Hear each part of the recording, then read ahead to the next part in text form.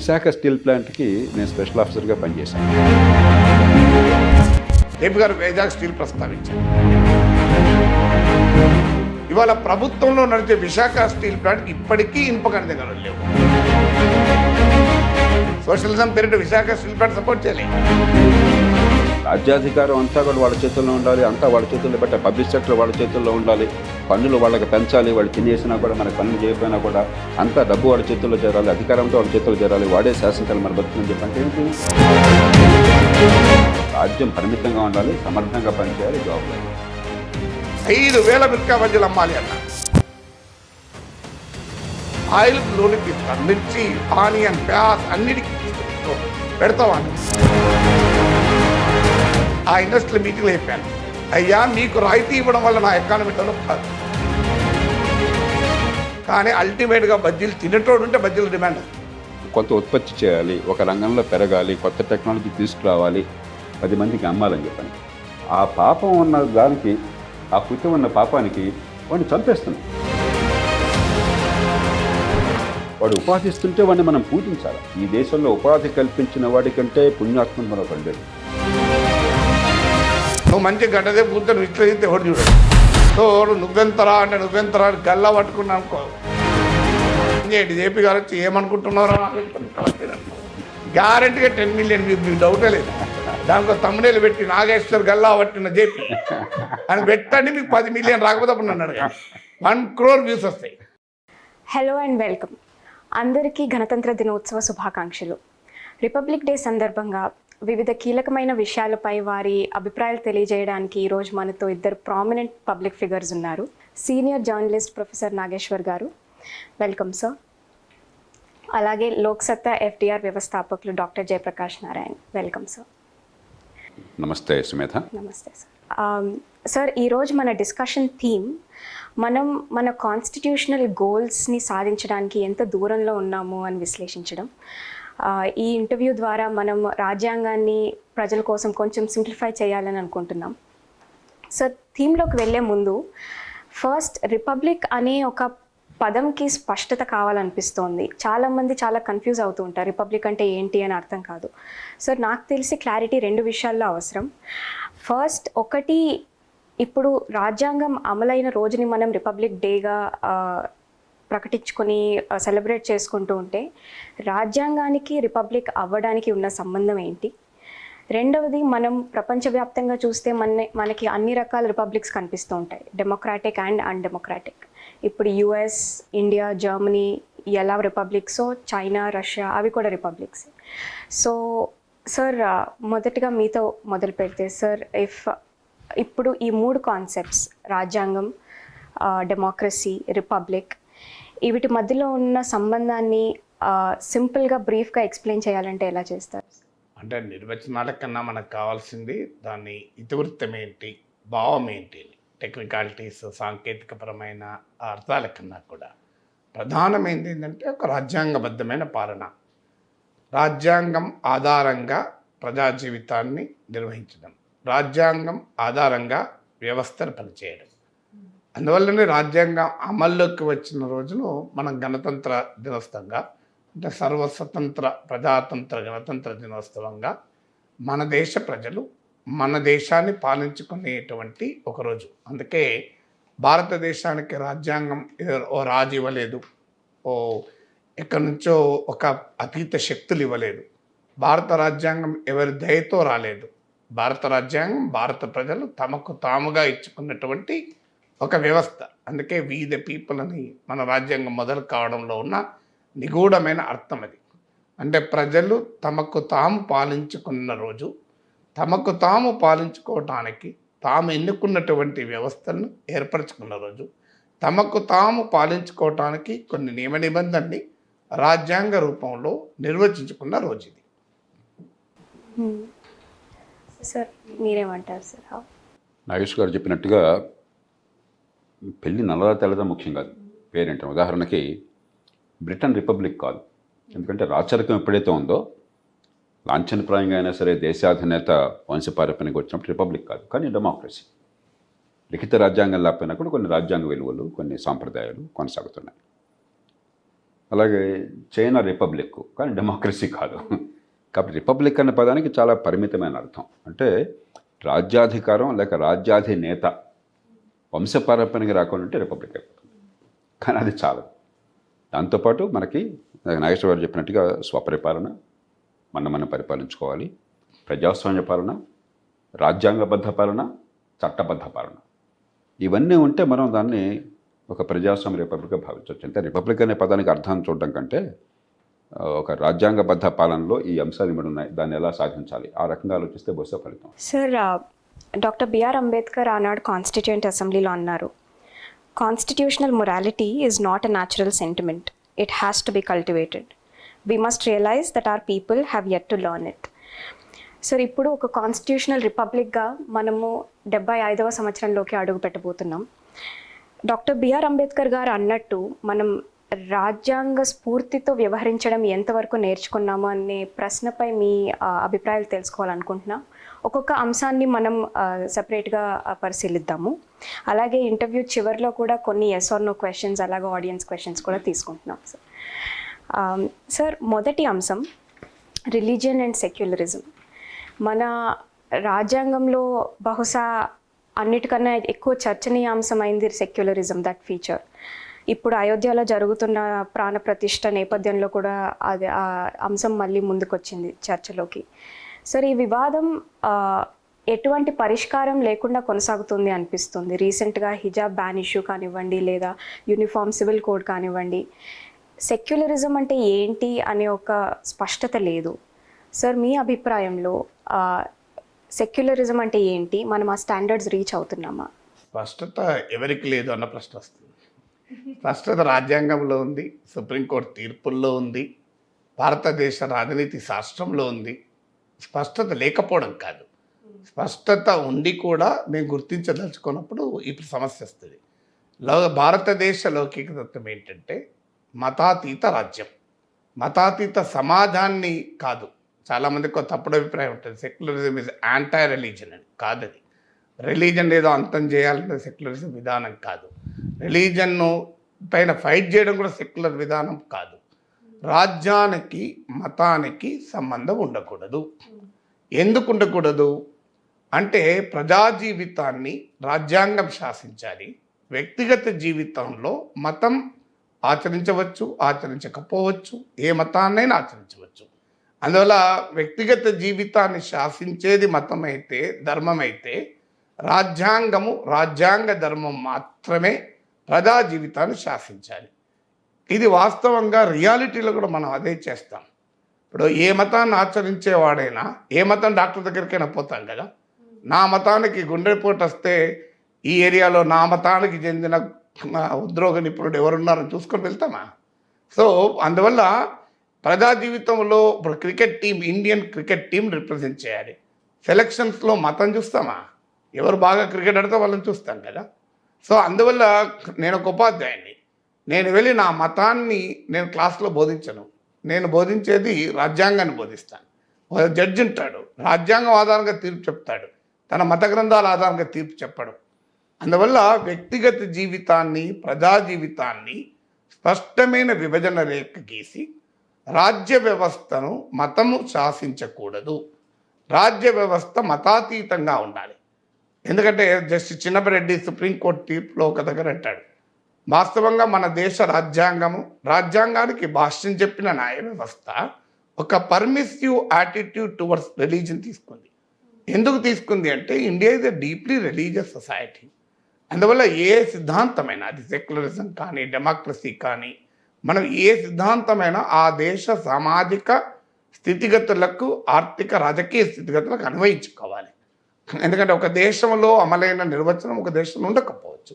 భారతదేశంలో ప్రజలు మతభావాలు కలిగిన వారు కనుక మతం పట్ల ఒక పర్మిసివ్ యాటిట్యూడ్ను భారత రాజ్యాంగం అవకాశాలు ఇచ్చింది. పర్మిసివ్ యాటిట్యూడ్ అంటే మతభావాలను గౌరవించడం, మత విశ్వాసాలను గౌరవించడం. కానీ అదే సమయంలో మత విశ్వాసాలకు కూడా పరిమితులు ఉంటాయి. అన్ని భావ ప్రజ్ఞా స్వేచ్ఛలకు పరిమితులు ఉన్నట్లే మత స్వేచ్ఛకు కూడా పరిమితులు ఉంటాయి. ఆ స్వేచ్ఛ ఏంటి అన్నప్పుడు సుప్రీంకోర్టు, ఇండియన్ జ్యూరిస్ప్రుడెన్స్ అంటారు, అంటే కోర్టులు ఇచ్చిన తీర్పులు, కాన్స్టిట్యూషనల్ కోర్ట్స్ ఇచ్చిన తీర్పులు కలిపితే జ్యూరిస్ప్రుడెన్స్ అంటారు. రాజ్యాంగం అర్థం కావాలంటే కాన్స్టిట్యూషన్ టెక్స్టే కాదు, సాంప్రదాయాలు మాత్రమే కాదు, న్యాయ వ్యవస్థ ఇచ్చిన భాష్యాన్ని కూడా కలిపితే రాజ్యాంగం. సో ఇండియన్ జ్యూరిస్ప్రుడెన్స్ చెప్పింది ఏంటంటే 2 సూత్రాలు చెప్పింది. రిలీజియన్ అనే దాంట్లో కూడా అంటే ప్రజలందరికీ మతాలను విశ్వసించి ఆచరించి ప్రచారం చేసుకునే స్వేచ్ఛనిస్తూ 2 అంశాల్లో రాజ్యానికి కూడా జోక్యం చేసుకునే అవకాశం ఇచ్చింది. అది ఒకటి essential versus non essential elements of religion.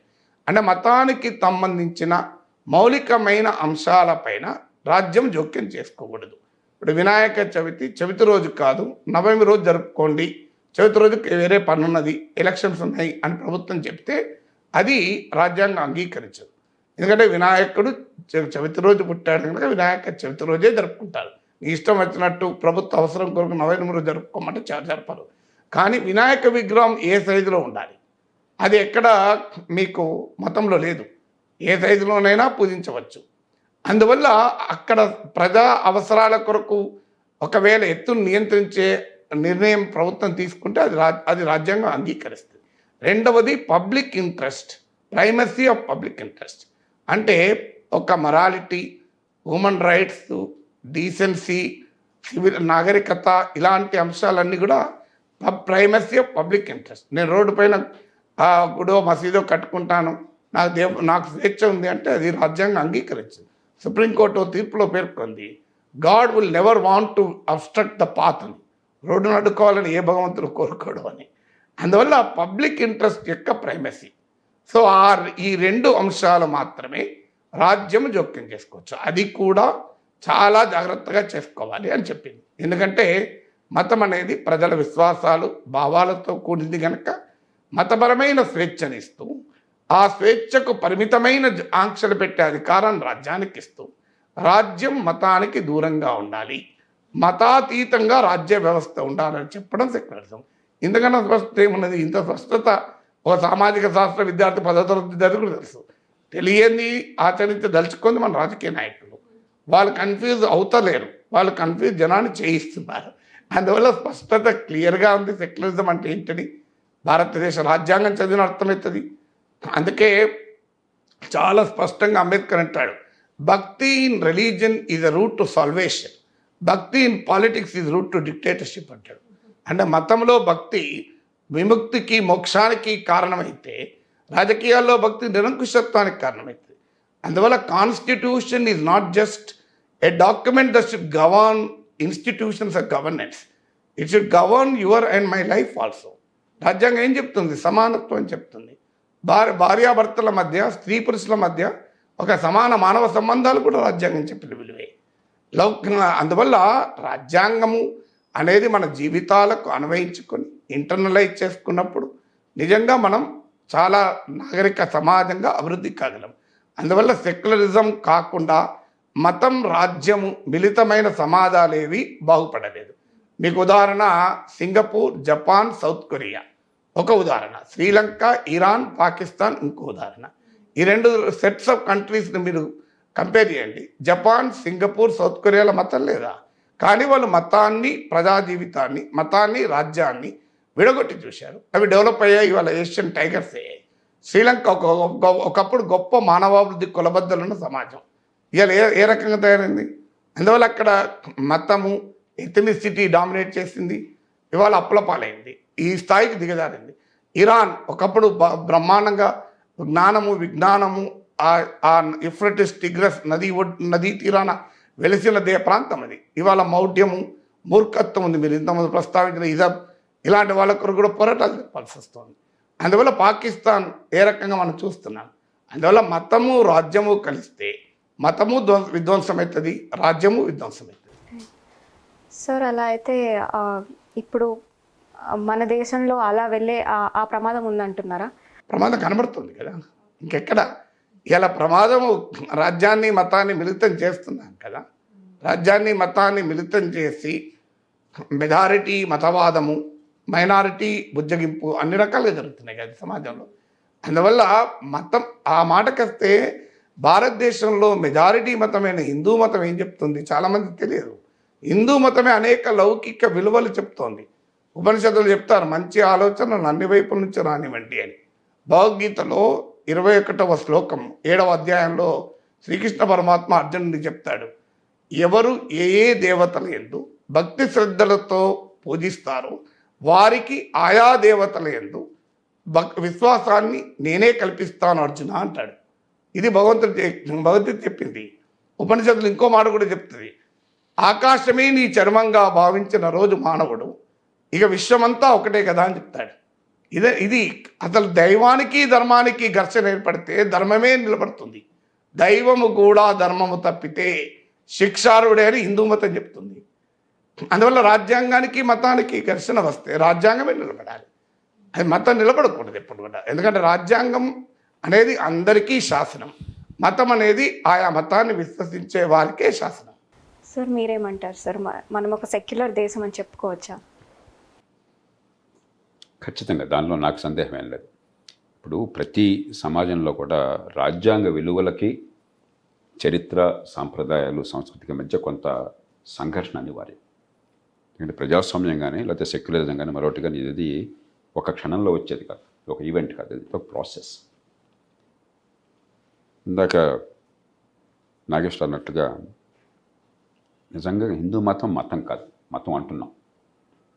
చార్వాకుడు Hindu ఋషి, ఆయన దేవుడి ఏడని ప్రతిపాదించాడు. కణాదుడు హైందవ ఋషే, అణు సిద్ధాంతం పరమాణు సిద్ధాంతాన్ని ప్రతిపాదించాడు. ఖగోళ శాస్త్రం ప్రతిపాదించిన భాస్కరుడు హిందూ మతం. కాబట్టి వివిధమైనటువంటి తాత్విక చింతనల్ని కలిపేసింది. ప్రపంచంలో బహుశా మరే మతంలో లేనట్లు. అందున మీకేంటంటే జుడియో క్రిస్టియన్ వాళ్ళ సాంప్రదాయంలో ఒకే ఒక్క దేవుడు. రిచర్డ్ డాకిన్స్ అన్నట్టుగా యాంగ్రీ, జలస్, విండిక్టివ్ గాడ్. నన్ను తప్ప ఇంకెవరిని ప్రార్థించినా కూడా నీ తలకాయలు తీసేటువంటి, నిన్ను తగలెట్టేటువంటి, నిన్ను శిక్షించేటువంటి దేవుడు. భారతీయ సాంప్రదాయంలో అది లేదు. కాబట్టి మౌలికంగా ఈ తాత్విక చింతన అర్థమైన వాళ్ళు అత్యధికులు దేశంలో ఉన్నంతకాలం ఈ దేశంలో లౌకికవాదానికి ఢోకా లేదు. మనం కంగారు పడాల్సిన అవసరం లేదు, కానీ ఖచ్చితంగా జాగ్రత్తగా ఉండాలి. రెండోది, రాజ్యంలో మనం ఏర్పాటు చేసుకున్నటువంటి సంస్థలు ఎన్ని పొరపాట్లు జరుగుతున్నా కూడా మన చట్టాలు ఈ దేశంలో చాలా ఉదారవాద చట్టాలు. ప్రపంచంలో చాలా తక్కువ దేశాల్లో ఇంత ఉదారవాద చట్టాలు ఉన్నాయి. మహిళల గర్భస్రావం దగ్గర నుంచి, బాల్య వివాహ నిషేధం దగ్గర నుంచి, స్త్రీల హక్కుల దగ్గర నుంచి, ఏ రంగం చూసినా అస్పృశ్యత నివారణ దగ్గర నుంచి, కుల వ్యవస్థను వ్యతిరేకించేటువంటి భావం దగ్గర నుంచి మన చట్టాలు, రాజకీయంగా పెద్ద విభేదాలు కూడా లేవు, ఏనాడు లేవు. గత 100-150 ఏళ్ళు ఎప్పుడు లేవు భారతదేశంలో. ఎందుకంటే మన జాతి నిర్మాణమే ఆధునిక యుగంలో ఈ ఛాందస భావాల నుంచి బయటపడి ఆధునికీకరణకు అనుగుణంగా నడిచింది. అంచేత ఈ రెండు ఉన్నంతకాలం, ఒకటి రాజ్యాంగం రాజ్య నిర్వహణలో మొత్తం మీద ఒక ఆధునిక భావాలు ప్రతిబింబించినంతకాలం, భారతీయ సమాజంలో అత్యధికుల్లో మత ఛాందసం లేకుండా ఒక ఉదారవాద భావాలు మన తాత్విక చింతనలో ఉన్నట్టుగా ఉన్నంతకాలం మనం ఎక్కువ భయపడక్కర్లేదు. కానీ ఖచ్చితంగా జాగ్రత్త ఉండాలి. ఇప్పుడు డొనాల్డ్ ట్రంప్ని మీరు చూశారు. అమెరికా లాంటి దేశంలో, అంత గొప్ప ప్రజాస్వామ్యం ఉన్న దేశంలో ఒక 5-6 ఏళ్లలో అతలకుతలైపోయింది ఆ సమాజంలో పరిస్థితులు కావచ్చు, ఒక మూర్ఖుడైనటువంటి ఒక ప్రమాదకారైన నాయకుడు కావచ్చు. కాబట్టి నిరంతర జాగరూకత ఉండాలి. కానీ మనం ఏదో ఉపద్రవం వస్తుందనే భావన నాకు లేదు. ఖచ్చితంగా ఈ దేశంలో ఈ అన్ని వర్గాలని, అన్ని కులాలని, అన్ని మతాలని, అన్ని భావజాలని ఉంచుకునేటువంటి తత్వం ఉన్నది. అది మనందరికీ సహజంగా కొన్ని వేల సంవత్సరాలుగా అనివార్యంగా అబ్బినటువంటి కళ. లేకపోతే కోఎగ్జిస్టెన్స్ సహజమైన సాధ్యమయ్యేది కాదు ఈ దేశంలో. అంచేత మన చరిత్ర, మన సంస్కృతి కూడా సహజమైనతో మిలిచిపోయి ఉన్నాయి. అదే సమయంలో మనకేంటంటే మనది మతాతీత రాజ్యం కాదు పూర్తిగా. మన నాయకులు కూడా ఇప్పుడు సర్వధర్మ సమభావం అని అంటున్నారు తప్పితే మతానికి అతీతమైన రాజ్యం అట్లా. ఫ్రాన్స్ ఉందనుకోండి, మతానికి అతీతమైన రాజ్యం. నిర్దాక్షిణ్యంగా ఈ మతం ఆ మతం నాకు లేదు. ఉదాహరణకి మీరు బీచ్లో కనుక విహారానికి వెళ్ళినట్టయితే మీరు ఆ బీచ్ డ్రెస్ వేసుకోవాలి తప్ప వేరే డ్రెస్ వేసుకోవడానికి వెళ్ళి నిషేధిస్తారు వాళ్ళు. మన దేశంలో వచ్చేస్తే వెంటనే గొడవ అయిపోతుంది. కాబట్టి మతాతీతం కాదు పూర్తిగా, కానీ సర్వధర్మ సమభావం.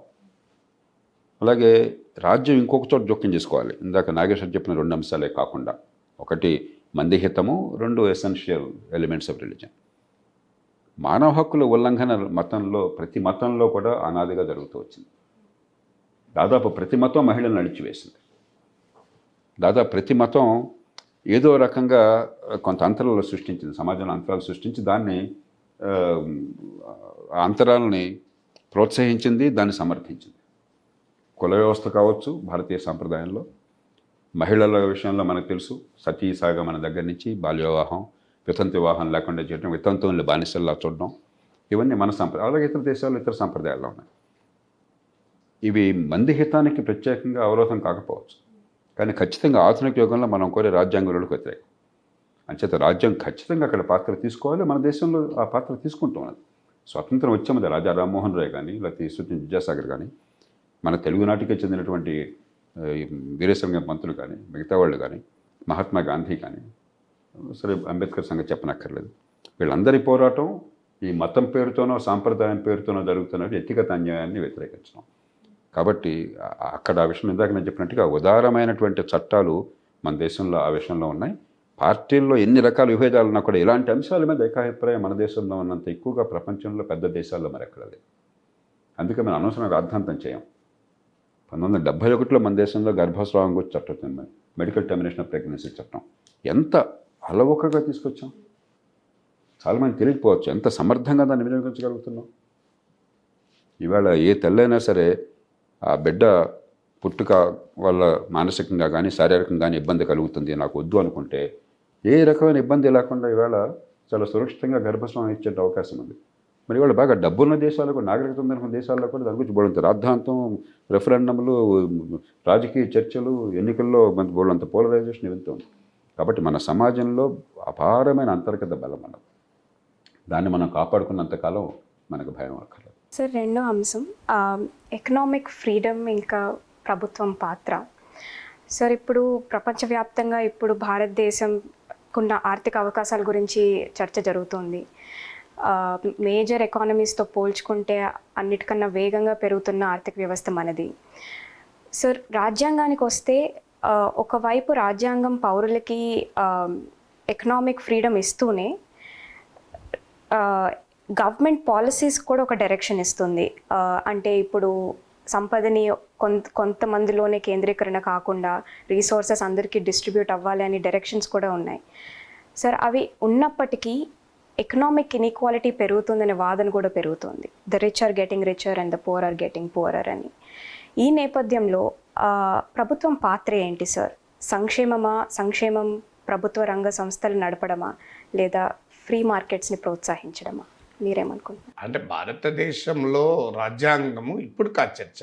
మీకు ఏ రకమైన ఆర్థిక వ్యవస్థ ఉండాలి అన్నప్పుడు మీకు లౌకిక తత్వం, సామ్యవాదం, ఈ రెండు పదాలు రాజ్యాంగం మొదలు రాసినప్పుడు లేదు. అందరికీ తెలుసు, అది ఎమర్జెన్సీ కాలంలో 42వ రాజ్యాంగ సవరణ ద్వారా తీసుకొచ్చాయి. దాన్ని చాలామంది అందుకే ఇప్పుడు ఇండియా సెక్యులర్ కాదు అని అంటుంటారు. సో ఈవెన్ ప్రభుత్వాధినేతలకు కూడా పార్లమెంట్లో కూడా అంటారు. కానీ రియాలిటీ ఏంటంటే ఎస్ఆర్ బొమ్మాయి కేసులో సుప్రీంకోర్టు చాలా క్లియర్గా చెప్పింది, what was implicit was made explicit by the 42nd constitutional amendment అని. అంటే ఇప్పటి వరకు అంతర్లీనంగా ఉన్నదాన్ని రాజ్యాంగ సవరణ ద్వారా లౌకిక అన్న పదం చేర్చడం ద్వారా దాన్ని భావ్యపరిచింది. అందువల్ల ఇది సాధించడానికి ఇంతకుముందు జేపీ గారు చెప్పినట్లు భారతీయ సాంస్కృతిక వారసత్వం అది. ఆ మాటకొస్తే భారతదేశంలో మెజారిటీ మతస్థులైన హిందూ మత స్వభావం అది. సర్వేపల్లి రాధాకృష్ణన్ అందుకే అంటాడు, it is the tapestry of faith అంటాడు. అనేక విశ్వాసాల సమాహారం హిందూ మతం అంటాడు. అసలు సుప్రీంకోర్టు అన్నది ఇది మతం కాదు, ఒక జీవన విధానం అని. స్వామి వివేకానందుడు పార్లమెంట్ ఆఫ్ రిలీజన్స్లో అంటాడు, అసలు ఈ మా మతములోనే సత్యం ఉందని కాదు, ప్రతి మతంలోనూ సత్యం ఉందని నమ్ముతామంటాడు. ఆదిశంకరుడు చెప్తాడు, నదులన్నీ సముద్రంలో కలిసినట్లు ఎవరు ఏ రూపంలో పూజించినా చివరకు చేరేది భగవంతుని అంటారు. అందువల్ల ద కాన్సెప్ట్ ఆఫ్ హిందూయిజం సమస్య ఏంటి అంటే, నిజంగా హిందూ మతంలో ఉన్నటువంటి ఈ గొప్ప లక్షణాలే ఇన్ని వేల సంవత్సరాల ఒడిదుడుకుల్ని తట్టుకొని ఈ మతాన్ని నిలబెట్టింది. భారతదేశం ఇంత లౌకికంగా ఉండటానికి, ఉదార చట్టాలు ఉండటానికి, ఇంతకుముందు జేపీ గారు ప్రస్తావించినట్లు ఒక మెడికల్ టర్మినేషన్ ఆఫ్ ప్రెగ్నెన్సీకి అమెరికా లాంటి అభివృద్ధి చెందిన దేశం తను కొట్టుమిట్టాడుతుంటే భారతదేశం చేయగలిగింది అనుకుంటే దీనికి కారణం ఈ లిబరల్ రిలీజియస్ ట్రెడిషన్. దీన్ని రీషేప్ చేసి ఒక కాంగ్రిగేషనల్ రిలీజన్గా, ఒక ఏకీకృత మతంగా, ఇది చాలా వికేంద్రీకృత మతం. అసలు దేవుడు ఎక్కడున్నాడంటే సర్వంతర్యామి అన్న మతం ఇది. అసలు దేవునికి రూపమే లేదన్న మతం ఇది. ఈశ్వరుడు ఈ సకల సృష్టిలో ప్రతి జీవరాశిలోనే కాదు, నిర్జీవ పదార్థంలో కూడా దేవుడు ఉన్నాడని నమ్ముతున్న భారతీయ సాంస్కృతిక వారసత్వం. అందువల్ల సెక్యులర్ అనే దాంట్లో జీవన విధానం అది. ఇట్స్ నాట్ ఏదో ఒక పిడివాదం కాదు. అందువల్ల సెక్యులర్ అనే పదము లాగానే సామ్యవాదము అని కూడా మొదలేదు.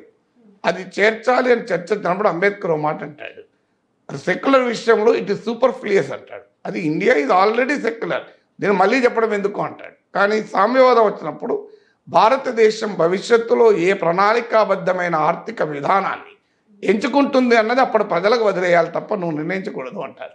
అందువల్ల రాజ్యాంగ రూపకల్పనలోనే ఆ ఎకనామిక్ ఫ్రీడమ్ ఉంది, ఆర్థిక స్వేచ్ఛ ఉంది.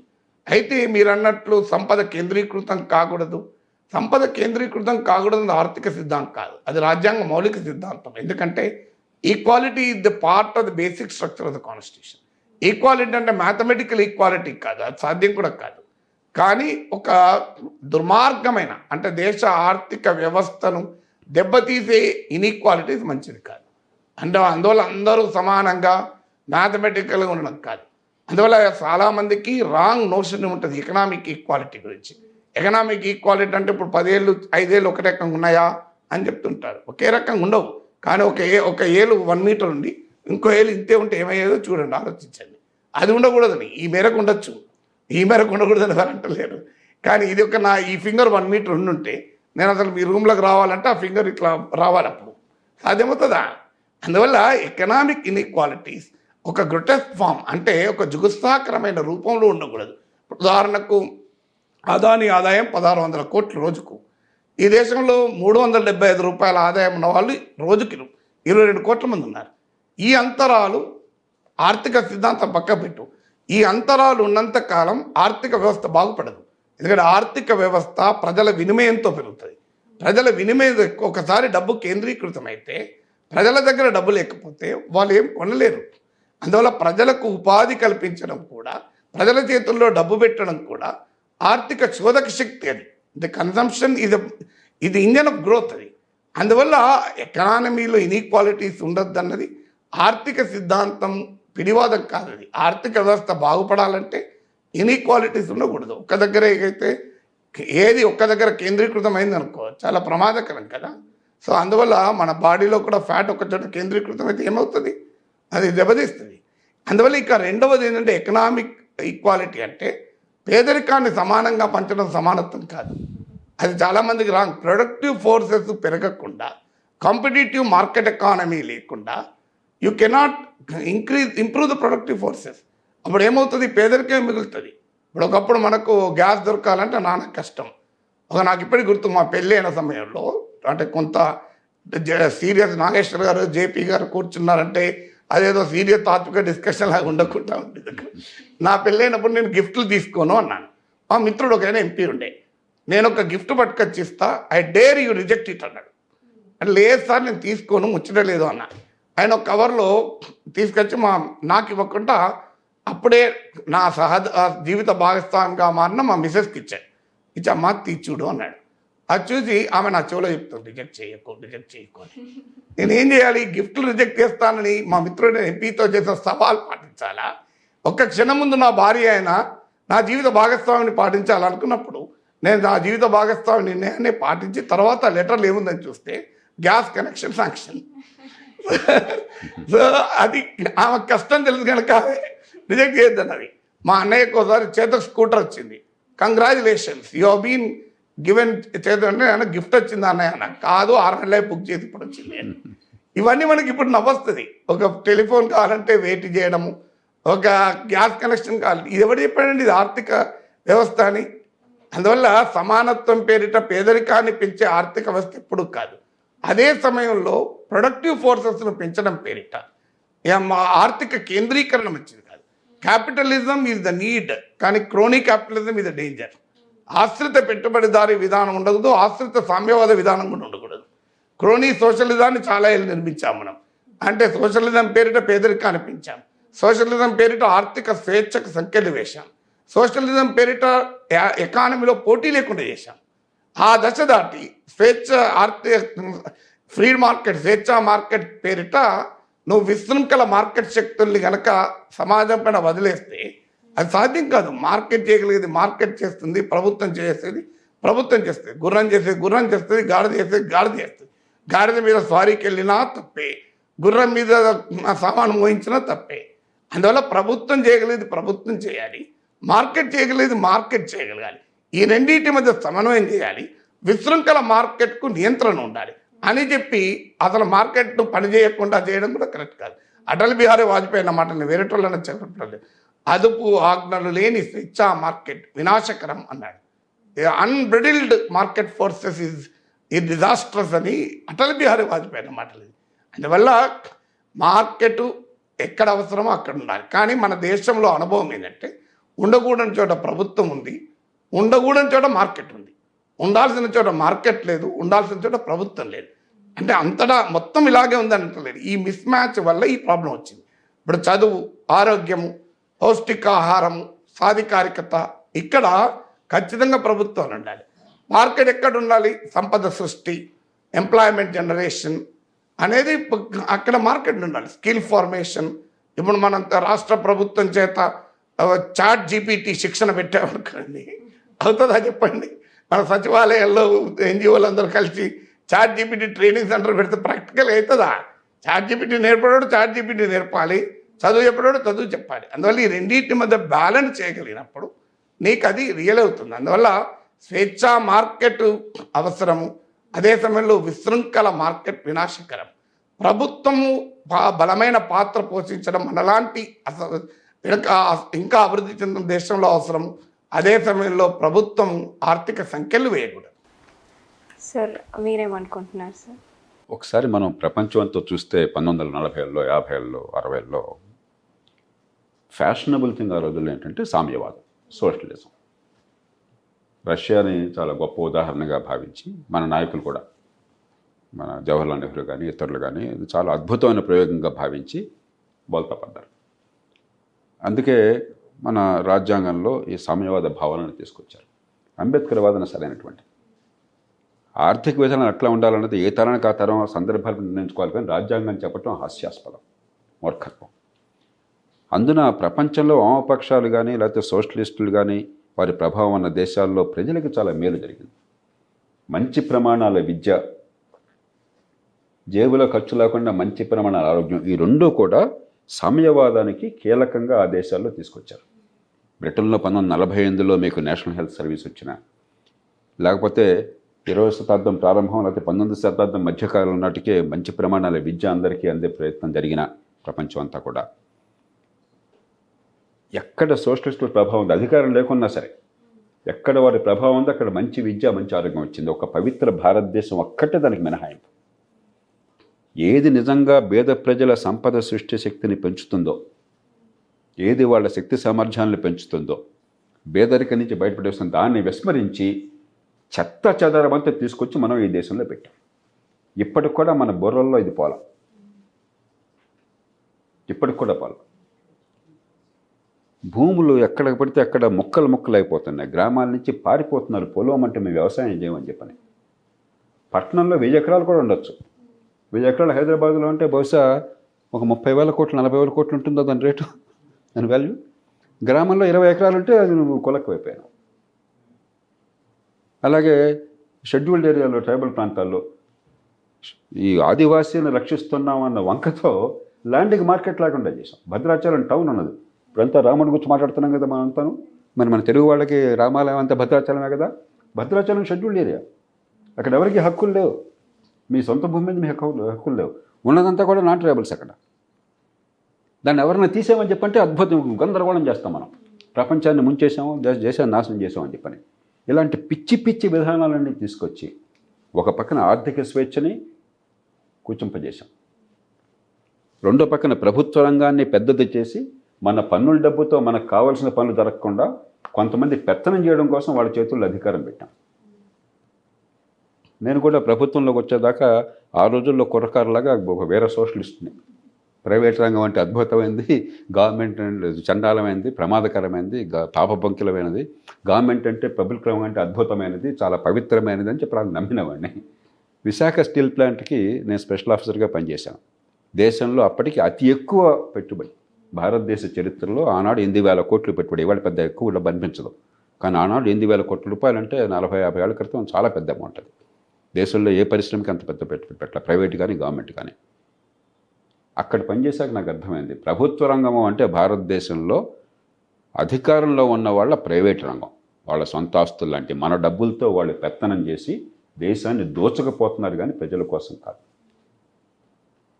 సంపద సృష్టి లేకుండా, ప్రజల అవసరాలు తీర్చకుండా ఒక లైసెన్స్ పర్మిట్ కోటా రాజ్యాన్ని పెట్టి అధికారాన్ని అవినీతిగా పూర్తిగా మార్చిపారేసి ఈ దేశాన్ని తెగబడి దోచుకున్నారు.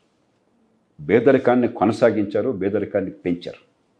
ఆర్థిక స్వేచ్ఛ లేకుండా, పుట్టుక నుంచి బయటపడే అవకాశాన్ని ఇవ్వకుండా, తెలివితేటలున్న వికసించే అవకాశాన్ని ఇవ్వకుండా దాన్ని సోషలిజం నటించి ప్రజల్ని మోసం చేశారు, ఇంకా చేస్తున్నారు. ఇప్పటికీ ఈ మోసం కొనసాగుతుంది, కొంత తగ్గినా కూడా. కాబట్టి కుహనా సోషలిజం తీసిపారేయాలి. నిజమైన సోషలిజానికి అర్థం మంచి ప్రమాణాల విద్య, ఏ కులంలో ఏ కుటుంబంలో పుట్టినా కూడా. నేను ఒక మారుమూల గ్రామంలో చదువుకున్నాను, పంచాయతీ సమితి పాఠశాల, జిల్లా పరిషత్ పాఠశాల, తెలుగు మీడియం. మా తరంలో మాకెవ్వరికి, లక్షలాది మందికి అరే గవర్నమెంట్ స్కూల్లో చదువుకున్నాం, దీనిలో పైసా డబ్బులు పెట్టలేదు, మరి పంతులకు జీతాలు కూడా సరిగ్గా ఇవ్వట్లేదు, మాకు మంచి బిల్డింగులు లేవు, పాకలు కురుస్తూ ఉన్నాయి వర్షం కురిస్తే, మాకు చదువు రాలేదన్న బాధ కలగల. ప్రపంచంలో ఎవరితోనైనా కూడా పోటీ పడ్డట్టుగా మంచి విద్యని ఈ సమాజం అంది. అది సోషలిజం. మంచి ఆరోగ్యం అప్పటికిప్పటికి అందలేదు, అది వస్తే అది సోషలిజం. కాబట్టి మనం సోషలిజం అన్న పేరుతో ఈ ప్రజల బతుకుల్ని నాశనం చేశాం, ఈ సమాజ ఆర్థిక వ్యవస్థను కొల్లబొడిచాం, సామాన్యుల్ని మోసం చేస్తున్నాం. ప్రభుత్వం తాను చేయాల్సిన పని సమర్థంగా చేయాలి. తాను ఏం చేయాలని చెప్పన్నది సంకుచితంగా కాకుండా సామాన్యుడి బతుకు బాగుపడేట్టుగా, ఎదిగే అవకాశం వచ్చేట్టుగా విద్యని, ఆరోగ్యాన్ని ప్రభుత్వాల కీలకమైన బాధ్యతలుగా, కేవలం డబ్బు ఖర్చు పెట్టడం కాదు, మంచి ప్రమాణాల విద్య అందటం, ఫలితాలు రావటం, ఆ బిడ్డ మేధస్సు వికసించడం, మంచి ఆరోగ్యం ఉండడం, జేబులో ఖర్చు కాకుండా. మిగతా విషయాలు చట్టబద్ధ పాలన, మరి మౌలిక సదుపాయాలు, జీవనావసరాలు, మంచినీళ్ళు కావచ్చు, మురుగునీటి పారుదల కావచ్చు, వర్షం నీళ్ళు కావచ్చు, వరద పారుదల, నీటి పారుదల కావచ్చు, మరొకటి కావచ్చు, దానికి డబ్బులు ప్రజలు ఇచ్చినా కూడా ఏర్పాట్లు ప్రభుత్వం చేయాలి. కాబట్టి ప్రభుత్వం పాత్రని, తాను చేయాల్సిన పని పూర్తిగా విస్మరించింది. దాకా నాగేశ్వర్ గట్టిగా సరిగ్గా చెప్పారు. అసలు ఏం చేయాలో అది పూర్తిగా మానేసేసి ఏం చేయకూడదు దానిలో వేళ్ళు పెట్టి.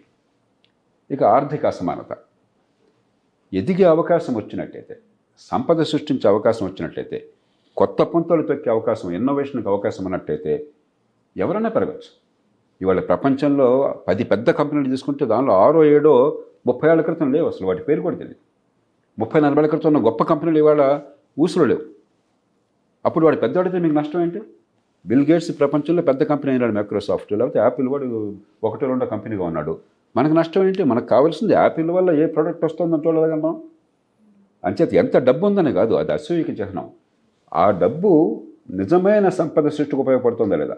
నిజమైన సంపద అంటే మనకు కావలసిన నిజమైన అవసరాలు తీర్చడం కోసం కావలసిన వస్తువుల్ని, సేవల్ని ఉత్పత్తి చేయడం.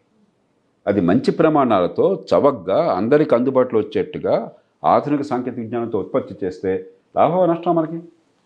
నేను యాపిల్ ఫోన్ కొన్నట్టయితే యాపిల్ వాడికి $10 లాభం వస్తుంది కాబట్టి యాపిల్ ఫోన్ కొనుక్కొని నేను చెత్త ఫోన్ కొంటానా? లేదా ఫోన్ మానేసి కూర్చుంటానా? ఆ డబ్బు కనుక యాపిల్ కానీ, లేకపోతే మరొకటి కానీ, లేకపోతే మన దేశంలో ఇంకో వ్యాపారవేత్త కానీ ఆ డబ్బు మళ్ళీ సంపద సృష్టికి ఉపయోగపడేట్టయితే, సంపదలు ఏమవుతుంది? మళ్ళీ ఉత్పత్తి జరుగుతుంది, మనకు కావాల్సిన అవసరాలు తీరుతున్నాయి, వస్తువులు, సేవలు ఉత్పత్తి అవుతున్నాయి, చవకగా వస్తున్నాయి, మన శక్తి సామర్థ్యాలు వికసిస్తున్నాయి, ఆర్థిక వ్యవస్థ పెరుగుతుంది, కొనుగోలు శక్తి పెరుగుతుంది. అది ముఖ్యం తప్ప వారి దగ్గర డబ్బులు లాక్కుని గవర్నమెంట్ దగ్గర పెడితే గవర్నమెంట్లో ఏ పనైనా సమర్థంగా జరగడం మీరు చూశారు? అసలు మానవ చరిత్ర, నేను గవర్నమెంట్లో పనిచేశాను, నాకు పూర్తిగా తెలుసు. కడతాల మనకు గవర్నమెంట్లో బాగా పనిచేశానని చాలా పేరు ఉంది. కానీ ప్రభుత్వం అన్నది సహజమైనటువంటి గుత్తాధిపత్యం, న్యాచురల్ మొనోపలీస్ కొన్ని ఉంటాయి. చట్టబద్ధ పాలన ప్రభుత్వం తప్ప ఇంకోటి చేయడానికి లేదు, లేకపోతే గోండాల పాలన అవుతుంది. ఈ దేశంలో జరుగుతుంది అదే గోండాల పాలన. అలాగే మౌలిక సదుపాయాలు నిర్మాణం అన్నా ప్రభుత్వం చేయాలి, కానీ నిర్మాణానికి ఏర్పాట్లన్నా ప్రభుత్వం చేయాలి, లేకుండా జరగదు. ఎలక్ట్రిసిటీ ప్రభుత్వం ఒక ఫ్రేమ్వర్క్ లేకుండా విద్యుత్ ప్రైవేట్ వాడు ఎలా ఉత్పత్తి చేస్తాడు, రైతు ఎలా పంపిణీ చేస్తాడు? కాబట్టి ప్రభుత్వ గుత్తాధిపత్యం కొన్ని రంగాల్లో అనివార్యం. మిగతా రంగాల్లో ప్రభుత్వం పర్యావరణాన్ని కాపాడడం, సమాజ ప్రయోజనాలను కాపాడడం, నాణ్యతను కాపాడడం, అత్యుత్తమ ప్రమాణాలతో ప్రజల సేవలను ఏర్పాటు చేయడం తప్ప ప్రభుత్వానికి జోక్యం అవసరం లేదు. మనం చూడాల్సింది మన దగ్గర ఉన్న డబ్బు ఇన్సెంటివ్స్, ట్యాక్స్ స్ట్రక్చర్ ఇంకోటి ఎట్లా ఉండాలంటే, మీ దగ్గర కూడబడ్డ డబ్బు మళ్ళీ ఉత్పత్తికి వెళుతోందా ప్రజల అవసరాలు తీర్చడం కోసం అని చెప్పని, ఉపాధి కల్పన కోసం, ఆర్థిక అభివృద్ధి కోసం, దాన్ని విలాసాలకు వెళుతోందా లేకపోతే విదేశాలకు తరలిపోతుందా, ఇది ముఖ్యం. డబ్బు ఎక్కడుందో ముఖ్యం కాదు. సామాన్యుడి కెపాసిటీ పెరగడం ముఖ్యం. ఏ కులంలో, ఏ కుటుంబంలో, ఎక్కడ పుట్టినా కూడా నేను ఎదగగలను, ఎవరితోనైనా పోటీ పడగలను, నాకున్నటువంటి సృజన శక్తిని బయటికి తీసుకోగలను నమ్మకం కలగడం ముఖ్యం. అయితే ఇవన్నీ ఎంత మనం చెప్పినా కూడా ఒక ఖచ్చితంగా ఒక ఇబ్బంది అనేది ప్రపంచంలో ఎవరి దగ్గర పరిష్కారం లేదు. ఆధునిక టెక్నాలజీ ఓ పక్కన మన శక్తి సామర్థ్యాలను పెంచుతోంది, మరో పక్కన ఆర్థికంగా ఈ వనరుల్ని కేంద్రీకృతం చేస్తాం. ఎందుకంటే అగ్రిగేషన్, ఇప్పుడు మీరు అందరికీ అర్థమయ్యే అగ్రిగేట్లు అంటే మీకు ఊబర్ అనుకోవచ్చు, లేకపోతే ఎయిర్బిఎన్బి అనుకోవచ్చు. కానీ అగ్రిగేటర్ స్కేల్ పెరిగిన కొద్దీ వాళ్ళకి వ్యాపారం కూడా పెరుగుతుంది. ఉదాహరణకి ఫేస్బుక్ ఉన్నది, నేను ఫేస్బుక్ వాడినాను, నా పేరుతో ఫేస్బుక్ ఉంది, మీరంతా మేనేజ్ చేస్తున్నారు, కానీ నేను ఫేస్బుక్ ఇంతవరకు ఓపెన్ చేయాలి, నాకు తెలియదు దానికి. కానీ ఫేస్బుక్ 200 కోట్ల మంది 300 కోట్ల మంది వాడుతున్నారు ప్రపంచంలో. ఎంత ఎక్కువ మంది వాడితే దానికి అంతగా మార్కెట్ ఉంటుంది. ఎందుకంటే ఇప్పుడు మీరు నేను దానిలో ఉంటేనే మన ఇద్దరికి మెసేజ్ ఈజీగా వెళ్తాయి. కాబట్టి సహజంగానే కాన్సన్ట్రేషన్ ఆఫ్ టెక్నికల్గా టెక్నాలజీలో లాజికల్గా కాన్సన్ట్రేట్ సాధ్యమైందో, అగ్రిగేషన్ ఎప్పుడైతే సాధ్యమైందో ఎకనామిక్ పవర్ అక్కడ వచ్చేస్తాను. ఇది చాలా కొత్తది. ఇది పూర్వం వేరే రకంగా ఆలోచించేవాళ్ళం. ఇది పన్నులతో కూడా పోయేది కాదు. ఏం చేయాలో మనకు నిజంగా నాకు అర్థం కావట్లేదు. ఒక ఫేస్బుక్ని గుత్తాధిపత్యం ఎలా తీసేయగలము, దానివల్ల లాభ నష్టాలు ఏంటి, ప్రపంచం తల్లపట్టుకుంటుంది. కాబట్టి ఆధునిక యుగంలో టెక్నాలజీ వల్ల కాన్సన్ట్రేషన్ పెరుగుతున్నప్పుడు వాస్తవం. దానికి పరిష్కారాన్ని ప్రపంచం అంతా ప్రయత్నం చేస్తుంది. అది ప్రత్యేకమైన అంశం. మీరు దాన్ని గట్టిగా పట్టుకుని అసలు ఆ కాన్సన్ట్రేషన్ లేకుండా ఉంటే అగ్రిగేషన్ పవర్ పోతుంది. ఎయిర్బిఎన్బి లేకుండా ఉంటే మీరు మామూలుగా పాతకాలంలాగా హోటల్కి వెళ్ళాలి, అసలు ఈ కన్జ్యూమర్కి చాయిసే ఉండదు. ఎయిర్బిఎన్బి ఉంటే వాడి కాన్సన్ట్రేషన్ పెరుగుతుంది, ఎవరి దగ్గర డేటా ఎక్కువ ఉంటే వాడి పవర్ పెరుగుతుంది. కాబట్టి this is a unique problem of modern ఎరా. దాన్ని ప్రపంచంతో తలబట్టుకుని అదో రకంగా పరిష్కారం చేద్దాం. కానీ కాన్సన్ట్రేషన్ ఆఫ్ వెల్త్ కంటే సామాన్యుడు ఎదిగే అవకాశము కనీసం ఒక ఫ్లోర్ కంటే పైనుండే పరిస్థితి ఉన్నదా లేదా? 2, ఆ కాన్సన్ట్రేట్ అయినటువంటి ఆ క్యాపిటల్ అంతా కూడా మళ్ళీ సామాన్యుడి అవసరాలు తీర్చడం కోసం ఉపయోగపడే రీతిలో వెళుతోంది అదే పెట్టుబడులుగా. ఈ 2 కీలకమైనవి. ఇవి లేకుండా మనం ఏం మాట్లాడినా కూడా ఊరికే ప్రజాకర్షణకు బాగుంటుంది, నినాదాలకు బాగుంటుంది, కానీ సమాజంలో మంచిని సాధించలేదు. అంటే ఇక్కడ ఒక అంశం ఏంటంటే, ఇప్పుడు మనము కొన్ని దేశాలు ఉదాహరణ తీసుకుందాం.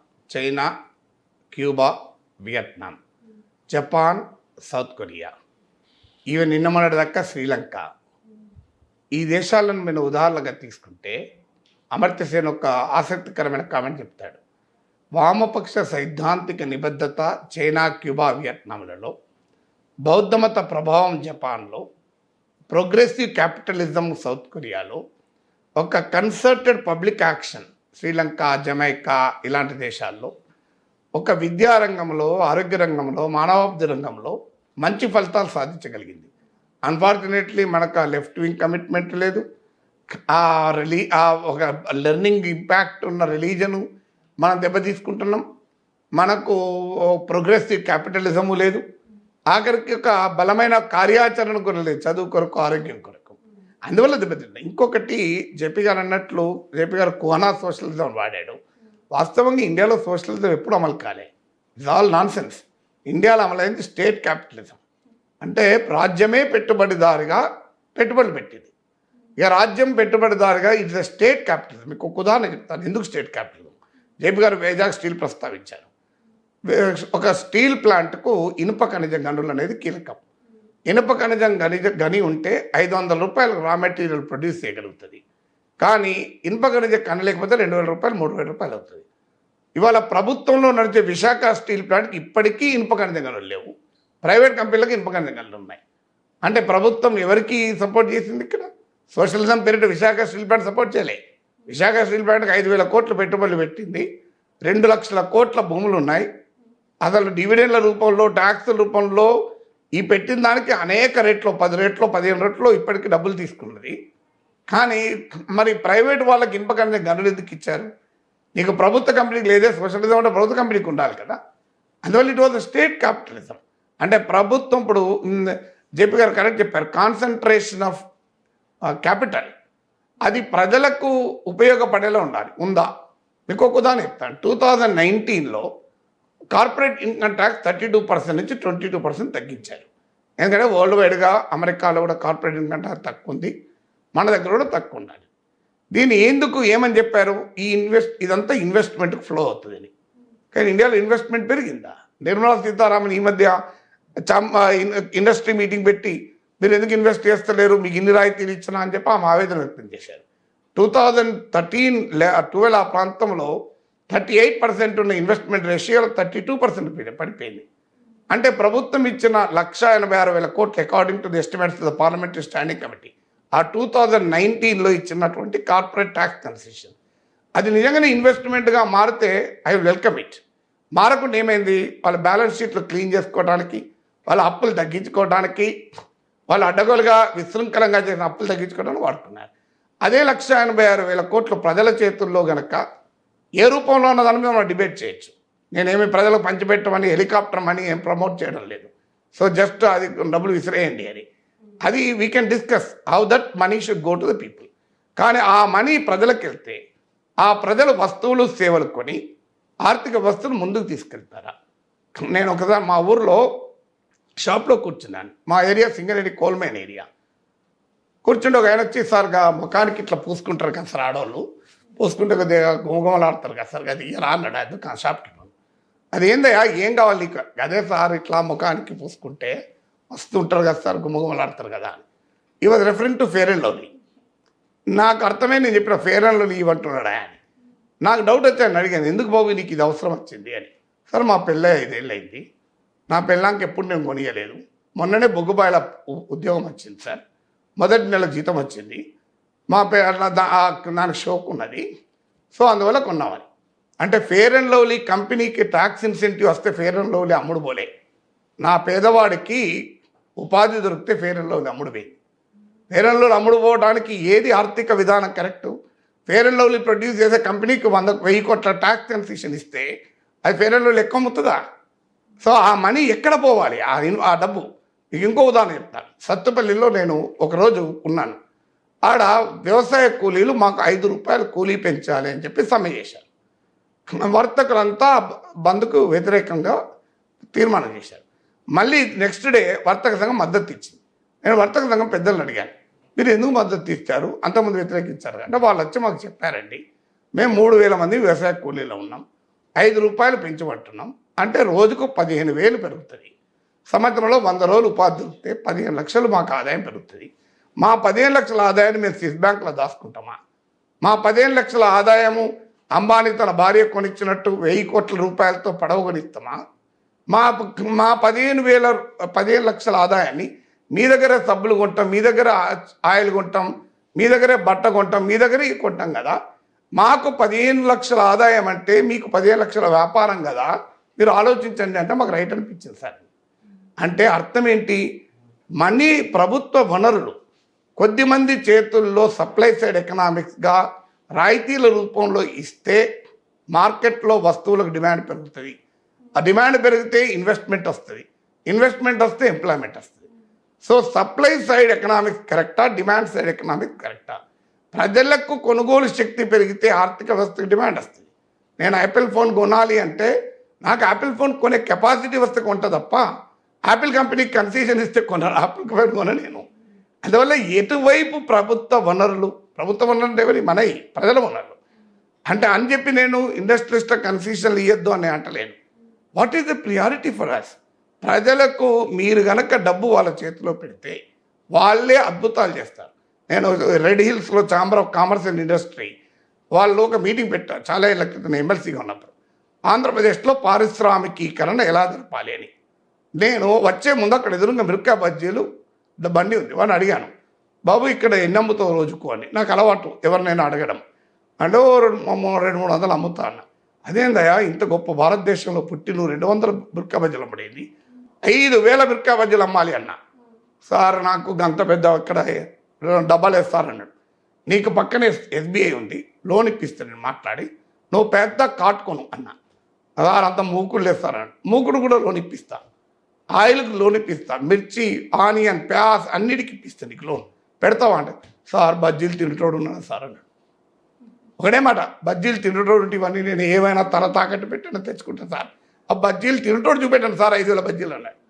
ఆ ఇండస్ట్రియల్ మీటింగ్లో చెప్పాను, అయ్యా మీకు రాయితీ ఇవ్వడం వల్ల నా ఎకానమీ డెవలప్ కాదు. అంటే బజ్జీలు తయారు చేసేవాడికి లోన్ ఇప్పిస్తే ఎకానమీ డెవలప్ కాదు, అవసరమే లోను. కానీ అల్టిమేట్గా బజ్జీలు తినేటోడు ఉంటే బజ్జీల డిమాండ్ వస్తుంది. అందువల్ల ఈ దేశ ఎకానమీలో మేజర్ ఛాలెంజ్ ఇస్ కన్జంప్షన్. దానికి ప్రాబ్లం ఇన్ఈక్వాలిటీ.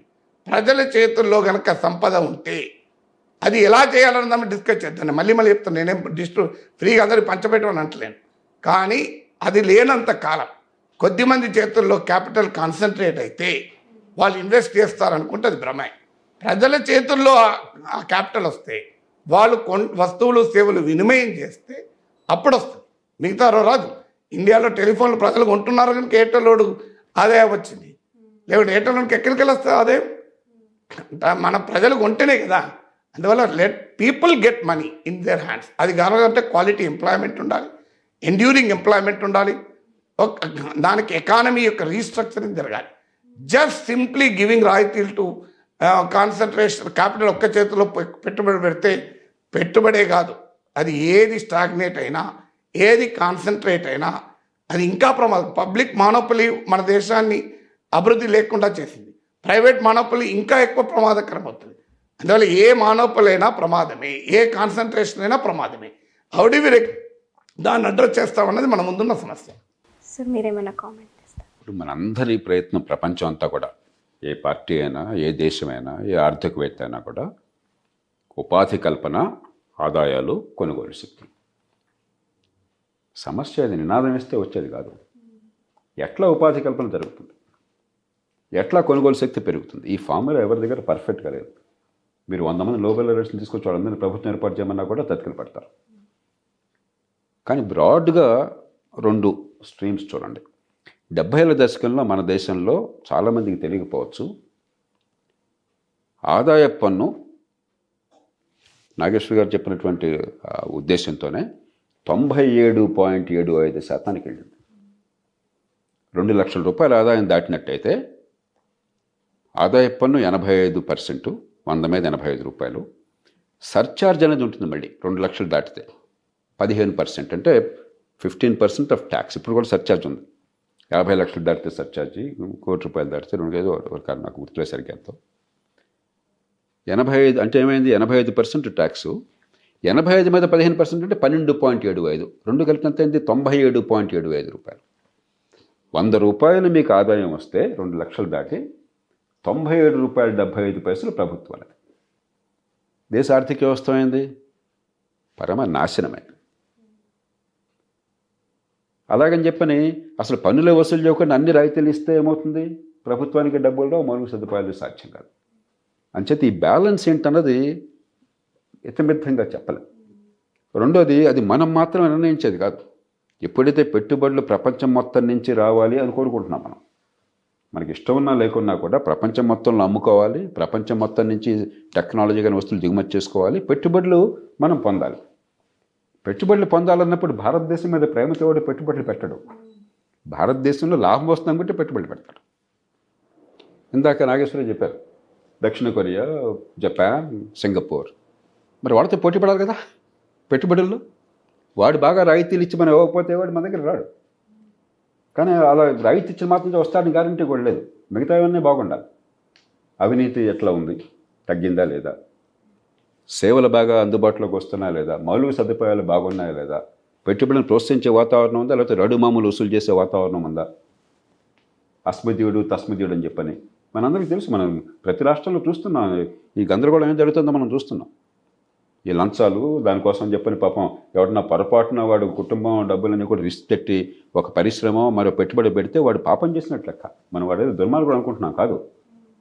వాడు హాయిగా ఒక స్థలం కొనుక్కుని హాయిగా ఉండిపోవచ్చు. వాడు హైదరాబాద్లో స్థలం కొనుక్కుంటే ఏమి చేయకుండానే 10 రెట్లు పెరిగిపోతుంది కదా. వాడికి ఏదో కుత్త ఉన్నది, కొంత ఉత్పత్తి చేయాలి, ఒక రంగంలో పెరగాలి, కొత్త టెక్నాలజీ తీసుకురావాలి, 10 మందికి అమ్మాలని చెప్పని. ఆ పాపం ఉన్న దానికి, ఆ కుత్త ఉన్న పాపానికి వాడిని చంపేస్తున్నాం, పీల్చి పిప్పి చేస్తున్నాం, లంచాలు మిగులుతున్నాం, ఏడిపిస్తున్నాం, ఒక పాపం చేసిన వాళ్ళలాగా చిత్రిస్తున్నాం. వాడు ఉపాధి ఇస్తుంటే వాడిని మనం పూజించాలి. ఈ దేశంలో ఉపాధి కల్పించిన వాడికంటే పుణ్యాత్మని మరొకడు లేడు. మనం పూజించట్లా, వాడిని చావగొడుతున్నాం. అంచేత పన్ను ఎంత ఉండాలని చెప్పన్నది ఇది నిరంతరం జరిగే వివాదం. కొంచెం ఎక్కువ పెడతాం, మళ్ళీ తక్కువకి వస్తాం, మారుతూ ఉంటాం. కానీ బ్రాడ్గా ఏమిటంటే కొన్ని పరిమితుల లోపల పన్ను పెరిగిన కొద్దీ వసూళ్లు తగ్గుతాయి, ఎగవేత పెరుగుతుంది, చిన్న కావచ్చు పెద్ద కావచ్చు. పన్ను మరీ తగ్గిపోతే ప్రభుత్వానికి ఆదాయం లేకపోతే మౌలిక సదుపాయాలు దెబ్బతింటాయి. కాబట్టి ప్రభుత్వం సమర్థంగా పనిచేయాలి, తన పాత్రతో తెలుసుకోవాలి, దానికి కావాల్సిన డబ్బుల్ని సేకరించాలి. అదే సమయంలో ఆర్థికాభివృద్ధి జరగకుండా, ఉపాధి కల్పన జరగకుండా ఆదాయాలు పెరగవు, కొనుగోలు శక్తి పెరగదు. 91కి ముందు భారతదేశం చూడండి, 91 తర్వాత భారతదేశం చూడండి. యువత ఈవేళ మనం ఏదో గతం అద్భుతంగా ఉందనుకుంటాం, అంతకంటే మూర్ఖత్వం మరొకటి లేదు. టెలిఫోన్ కావాలంటే అడుక్కోవాల్సి వచ్చేది, ఏళ్ల తరబడి మనం ఆగాల్సి వచ్చేది, పైరు చేయాల్సి వచ్చేది, లంచాలు ఇవ్వాల్సి వచ్చేది. సొంత డబ్బుతో కారు కొనుక్కోవాలంటే నిరుపేద దేశంలో 6 నెలలు సంవత్సరం వెయిట్ చేయాల్సి వచ్చేది, ప్రీమియం చెల్లించాల్సి వచ్చేది. నేను మొట్టమొదటి కారు కొన్నప్పుడు ప్రీమియం చెల్లించాల్సి వచ్చింది. నేను స్వయంగా చెల్లించాను. ఆ రోజులు 5,000 రూపాయలు ప్రీమియం. మీరు ఒక పేద దేశంలో, డిమాండ్ లేని దేశంలో కారు కొనుక్కోవాలంటే ప్రీమియం ఎక్కడన్నా అర్థం ఉంటుందా? వాటి నుంచి బయటపడ్డాం మనం. ఇవాళ వస్తువులకి సేవలకి కొరత లేకుండా జరిగింది. మార్కెట్లో ఎవరైనా సరే ఏది కావాలంటే కొనుక్కునే అవకాశం దొరికింది. ఆదాయాలు పెరుగుతున్నాయి, ఇంకా పెరగాలి. ఇంకా పేదరికం దుర్భరంగా ఉన్నది, ఇంకా పెరగాలి. కానీ 91కి ముందు 91 తర్వాత చూడండి, పన్నులు కాస్త పరిమితంగా ఉండి ప్రభుత్వం తన పాత్రను స్పష్టంగా అర్థం చేసుకుని ప్రైవేట్ రంగాన్ని ప్రోత్సహించి ఉత్పత్తిని పోటీని పెంచి ఆర్థిక స్వేచ్ఛనిచ్చి పెట్టుబడులను ప్రోత్సహించి మౌలిక సదుపాయాలు బాగు చేస్తే ఏమవుతుందో, అది లేకపోతే ఏమవుతుందో రెండు మనం చూసాం.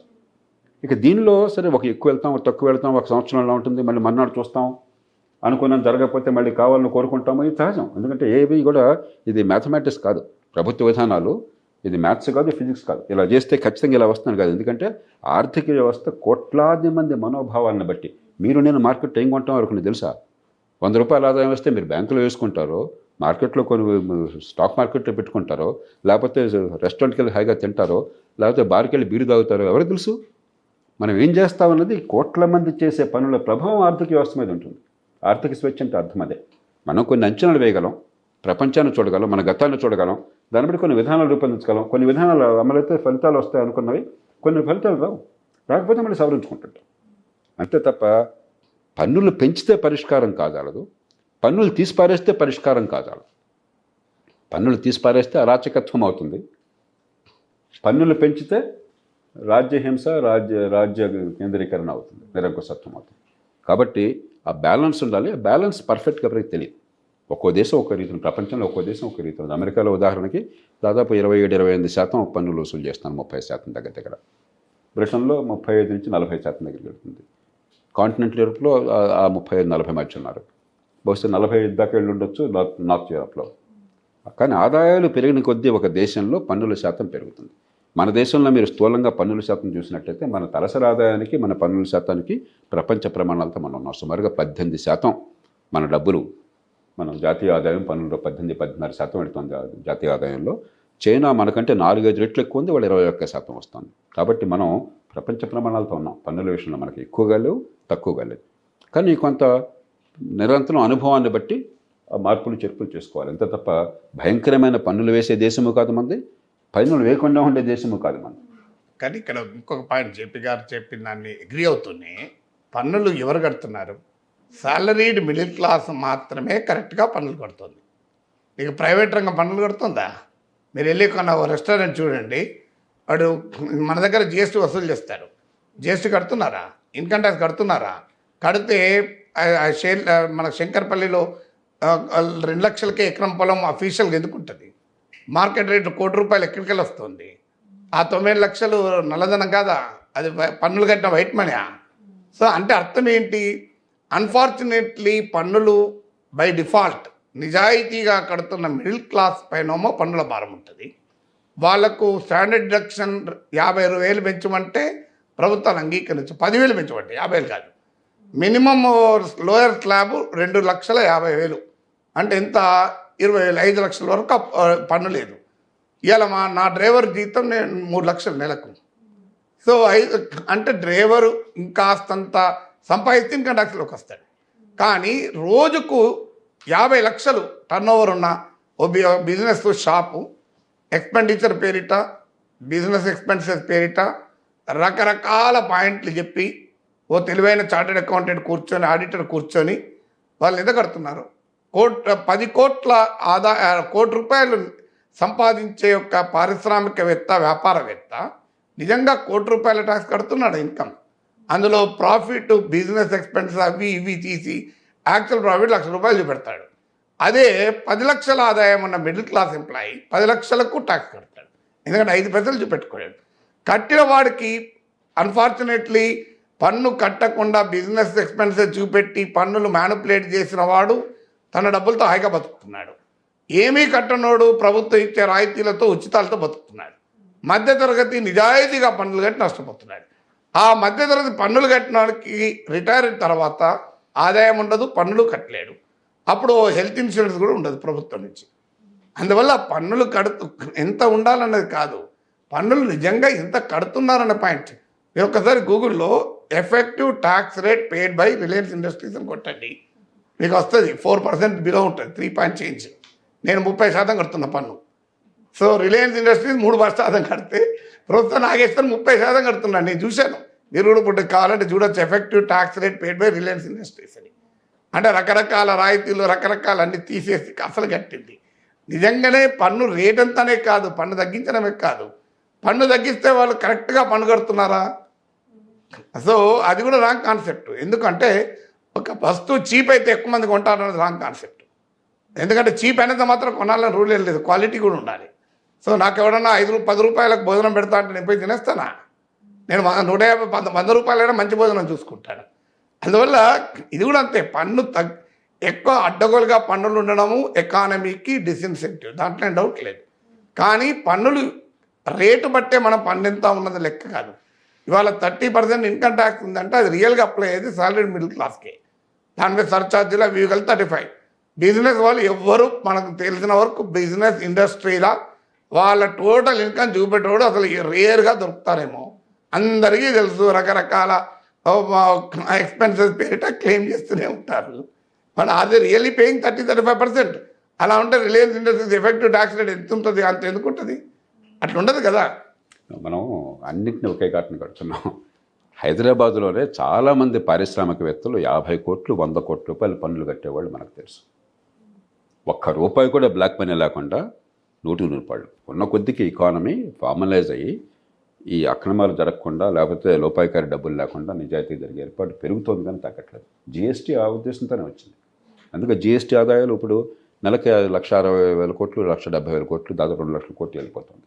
అవి పెరుగుతూనే ఉంది, ఇంకా బాగా జరగాలి. అందుకే మనం 3 విషయాలు తీసుకోవాలి. ఒకటి, పన్నులు ఎగ్గొట్టడాన్ని ఆపేటువంటి పద్ధతులను ఎలా మనం ప్రోత్సహించాలి. ఆ ప్రయత్నం కొంత జరుగుతోంది, మరి కొంత జరగాలి. సర్వీస్ ట్యాక్స్ ఉదాహరణ గతంలో లేదు, క్రమక్రమంగా ఒక 25 ఏళ్ళు పట్టింది. పన్నులు అనేవి ఒకరోజు వచ్చే కాదు, ఒకరోజు పోయేవి కాదు. ప్రభుత్వాలు మారచ్చు, విప్లవాలు రావచ్చు, కానీ పన్నుల వ్యవస్థని అకస్మాత్తుగా మార్చేది ప్రపంచంలో ఎవడో సృష్టించాల, దేవుడేమో సృష్టించాల కొత్తది, అలా జరిగేది కాదు. ఇప్పుడు మెచ్యూర్ అయింది. కాబట్టి జిఎస్టీ అనేది ఈ పన్నులు ఎగ్గొట్టడాన్ని ఆపడానికి ఒక మార్గం. ఉదాహరణకి అదొక్కటే చాలదు. అట్లాగే రెండోది, ఖచ్చితంగా పన్ను రాయితీల విషయంలో మనం జాగ్రత్తలు వహించాలి. నిజంగా పెట్టుబడులకు వెళ్ళేదైతే రాయితీ ఇవ్వాల్సిందే, దానిలో అనుమానం లేదు. అందుకనే మనం చూడాల్సింది కేవలం పన్ను ఎంత వేశారని కాకుండా ప్రపంచ ప్రమాణాలను చెప్తున్న కారణం అది. మన తలసరి ఆదాయం ఎంత మన దేశంలో, ఇంత తలసరి ఆదాయం అంటే ఇతర దేశాల్లో ట్యాక్స్ జీడిపి రేషియో మొత్తం జాతీయ ఆదాయంలో పన్నుల రూపం ఎంత ఉంటుంది, మనం వాళ్ళతో సమానంగా ఉన్నాం. కాబట్టి మనం భయంకరంగా వెళ్ళలేం. ఇండివిజువల్ ఎగ్జాంపుల్స్ ఎక్కువ పనులు వేసాడు ఒకటి చెప్పొచ్చు, తక్కువ పనులు వేసాడు ఇంకోటి చెప్పొచ్చు. కానీ ప్రపంచంతో మనం సమానంగా ఉంటే నలుగురితో పాటు నారాయణ కానీ మన భారతదేశం ఏమి ప్రపంచ ప్రమాణాలకు అతీతంగా వెళ్ళిపోదు. వాళ్ళకి ఏదైనా 50% కనుక పన్నులు వచ్చినట్టయితే మన ఆదాయంతో మనకు 18% వస్తే ప్రమాదంలో ఉన్నాం. మనకి 30% వస్తే వాళ్ళకి 10% వస్తే మనం ఎక్కువ పన్నులు వేస్తున్నాం. అది కాదు కదా. అది స్పష్టంగా అర్థమవుతుంది. కాబట్టి అది చూసుకోవాలి. మనం ఉన్న పరిస్థితి ట్యాక్స్ కంప్లైన్స్ని మెరుగుపరుస్తూనే అదే సమయంలో కొంచెం గట్టిగా పట్టుకుంటే మళ్ళీ ఈ ప్రభుత్వాల చేతుల్లో చట్టం ఉన్నంతకాలం, చట్టం ఉన్నవాడికి చుట్టమైనంతకాలం ఎవరి మీద అస్త్రం పడుతుందో మనకు తెలియదు. ఇప్పుడు ఎన్ఫోర్స్మెంట్ డైరెక్టర్ మీద మన కంప్లైంట్స్ ఏమిటి? నిజంగానే బహుశా చాలామంది మీద అస్త్రం సరిగ్గానే పడవచ్చు, కానీ కొంతమంది మీద పడుతుంది కాబట్టి మనందరం కూడా ఎదురు తిరుగుతున్నాం. అందుకని ప్రభుత్వం మరీ నిరంకుశంగా ఉన్నట్టయితే రకరకాల సమస్యలు చట్టబద్ధ పాలన తీసుకురాకుండా. ఇక మూడోది రియల్ ఎస్టేట్. నాగేశ్వర్ చెప్పింది పూర్తిగా వాస్తవం. రియల్ ఎస్టేట్లో సమస్య ఏంటంటే ఎన్నికల్లో అక్రమ ఖర్చు ఉన్నంత కాలం ఏదో రకంగా బ్లాక్ మనీ కావాలి సమాజానికి. అందుకనే నా దృష్టిలో తెలిసే పార్టీలు జాతీయ స్థాయిలో రాష్ట్రాల్లో ఈ రియల్ ఎస్టేట్ అంతా కొనసాగిస్తున్నాయి. డిమానిటైజేషన్ జరగానే మొట్టమొదటి గంటలో నేను ప్రభుత్వానికి ప్రతిపాదించాను, అయ్యా మీరు రియల్ ఎస్టేట్లో క్యాష్ ఎకానమీ తీసేయండి. ఎట్లా తీసేయాలా? 100కి 90 మంది చిన్న స్థలం కొనుక్కోవాలి, ఇలా ఫ్లాట్ కొనుక్కోవాలంటే వాళ్ళకి ఎవరికి నల్ల డబ్బు లేదు. తెల్ల డబ్బు నల్ల డబ్బుగా క్యాష్గా మార్చుకొని కొనుక్కోవాల్సి వస్తుంది, లేకపోతే మార్కెట్ నుంచి బయటకు వెళ్ళిపోతున్నారు. అవసరం లేకుండా చేయాలంటే 3 పనులు చేయండి. ఒకటి, రాష్ట్ర ప్రభుత్వాలు మీకు ఈ స్టాంప్ డ్యూటీ తగ్గించండి. జీవితంలో ఒక్కసారి కొనేటువంటి ఆస్తి ₹1 కోటి, ₹1.5 కోటి ఒక ఫ్లాటో ఒక స్థలమో కొంటే దానిలో మీరు 10%, 11%, 15% ఒక్కసారి పన్ను కట్టాలంటే ఎవరికైనా గుండెపోతుంది. సహజంగానే ఇన్సెంటివ్ ఉంటుంది, తగ్గించి చూపెట్టాలని చెప్పండి. అలాగే జాతీయ స్థాయిలో ప్రభుత్వం క్యాపిటల్ గెయిన్స్ ట్యాక్స్ అంటాం. మీరు ఒక స్థలం, ఒక ప్రాపర్టీ ఉండి మీరు అమ్మితే మీకు వచ్చే లాభం మీద ట్యాక్స్ 20% అన్నది, అది తగ్గించండి. ఈ 2 తగ్గించి ఆ వార మీరు ల్యాండ్ వాల్యూ అధికారికంగా మార్కెట్లో ఎంత ఉందో సుమారుగా చూపెట్టి, కరెక్ట్గా ల్యాండ్ వాల్యూ ఒక ఇదేం మార్కెట్లో ఎంఆర్పీ ఉండే వస్తువు కాదు కదా, ఫ్లక్చువేటింగ్గా ఉంటుంది, కానీ ఆ రేంజ్లో పెట్టండి మీరు. అప్పుడేమవుతుంది, మనకు పన్నులు పెరగవు, కొనేవాళ్ళకి అమ్మేవాళ్ళకి, ప్రభుత్వానికి ఆదాయం తగ్గదు, క్యాష్ అవసరం ఉండదు. కానీ ఈ ఏర్పాటు చేయడానికి భారతదేశంలో ఒక్క పార్టీ కనీసం ఈ మాట చెప్పిందా? మన తెలంగాణ ఎన్నికలు జరిగిన అందరికీ తెలుసు 10,000 కోట్లు ఖర్చు అయింది ఎలక్షన్లో అని చెప్పని. ప్రధాన పార్టీలు బీజేపీ జాతీయ స్థాయి అధికారంలో పార్టీ కావచ్చు, కాంగ్రెస్ పార్టీ ప్రస్తుతం రాష్ట్ర అధికారంలో కావచ్చు, మొన్నటిదాకా టీఆర్ఎస్కి బీఆర్ఎస్ కావచ్చు, ఒక్కళ్ళన్నా ఈ పని చేద్దామని కనీసం మాట వరుసగా అన్నారా? అంటలా. ఎందుకంటే రాజకీయంగా అందరూ కూడబలుక్కున్నారు.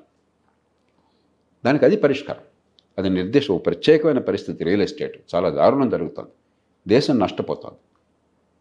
నిజాయితీ పరులు మార్కెట్ నుంచి బయటకు వెళ్ళినట్టు అవుతున్నారు, లేకపోతే రాజీ పడాల్సి వస్తుంది.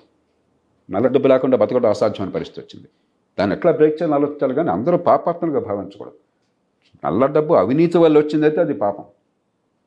నిజాయితీ పరులు నీతిగా సంపాదించినా కూడా నల్ల డబ్బుకి అవసరం. లంచాలు ఇవ్వాలంటే నల్ల డబ్బు కావాలా? లంచం లేకుండా పరిశ్రమ నలపగలరు ఈ దేశంలో ఎవరన్నా? నెల చావగొడుతున్నారు కదా, వాళ్ళ దగ్గర మామూలు వసూలు చేస్తున్నారు కదా. ఈ ప్రభుత్వంలో ఉన్న ఉద్యోగులే కదా, ఈ యంత్రాంగమే కదా, ఈ మంత్రులే కదా డబ్బులు వసూలు చేసేది, ఈ ఎమ్మెల్యేలే కదా. అంచేత దాన్ని ఆపకుండా దీన్ని ఆపటం సాధ్యం కాదు. ఈ భారం అంతా కూడా ఈ పరిశ్రమల మీద, వ్యాపారాలు పెట్టి వాడు అంతా దుర్మార్గులు అని చెప్పి అన్నది చాలా పాతకాలపు ఆలోచన. వాళ్ళు ఉపాధి కల్పించేవాళ్ళు, ఆర్థిక వ్యవస్థను పెంచేవాళ్ళు, వాళ్ళని మనం పూజించాలి. ఆ డబ్బంతా కూడా దగ్గర పెట్టుకుని ఒక స్థలం కొనుక్కునేవాడు ఆర్థిక వ్యవస్థను బాగు చేయట్లా, స్పెక్యులేషన్ దారి చేస్తున్నాడు. ఉత్పత్తి వేరు, స్పెక్యులేషన్ వేరు. ఈ రెంటికి తేడా చూడకుండా ఒకే ఘాట్ని కట్టి మనం అందరిని తిడుతూ కూర్చుంటే ఈ దేశం ఎల్లకాలం ఇట్లానే ఉంటుంది. కానీ ఇక్కడ నేను క్లారిఫికేషన్, నేను ఒకే ఘటన కట్టలేదు. దేశంలో చాలామంది మంచి వ్యాపారులు ఉన్నారు, మంచి పారిశ్రామికవేత్తలు ఉన్నారు.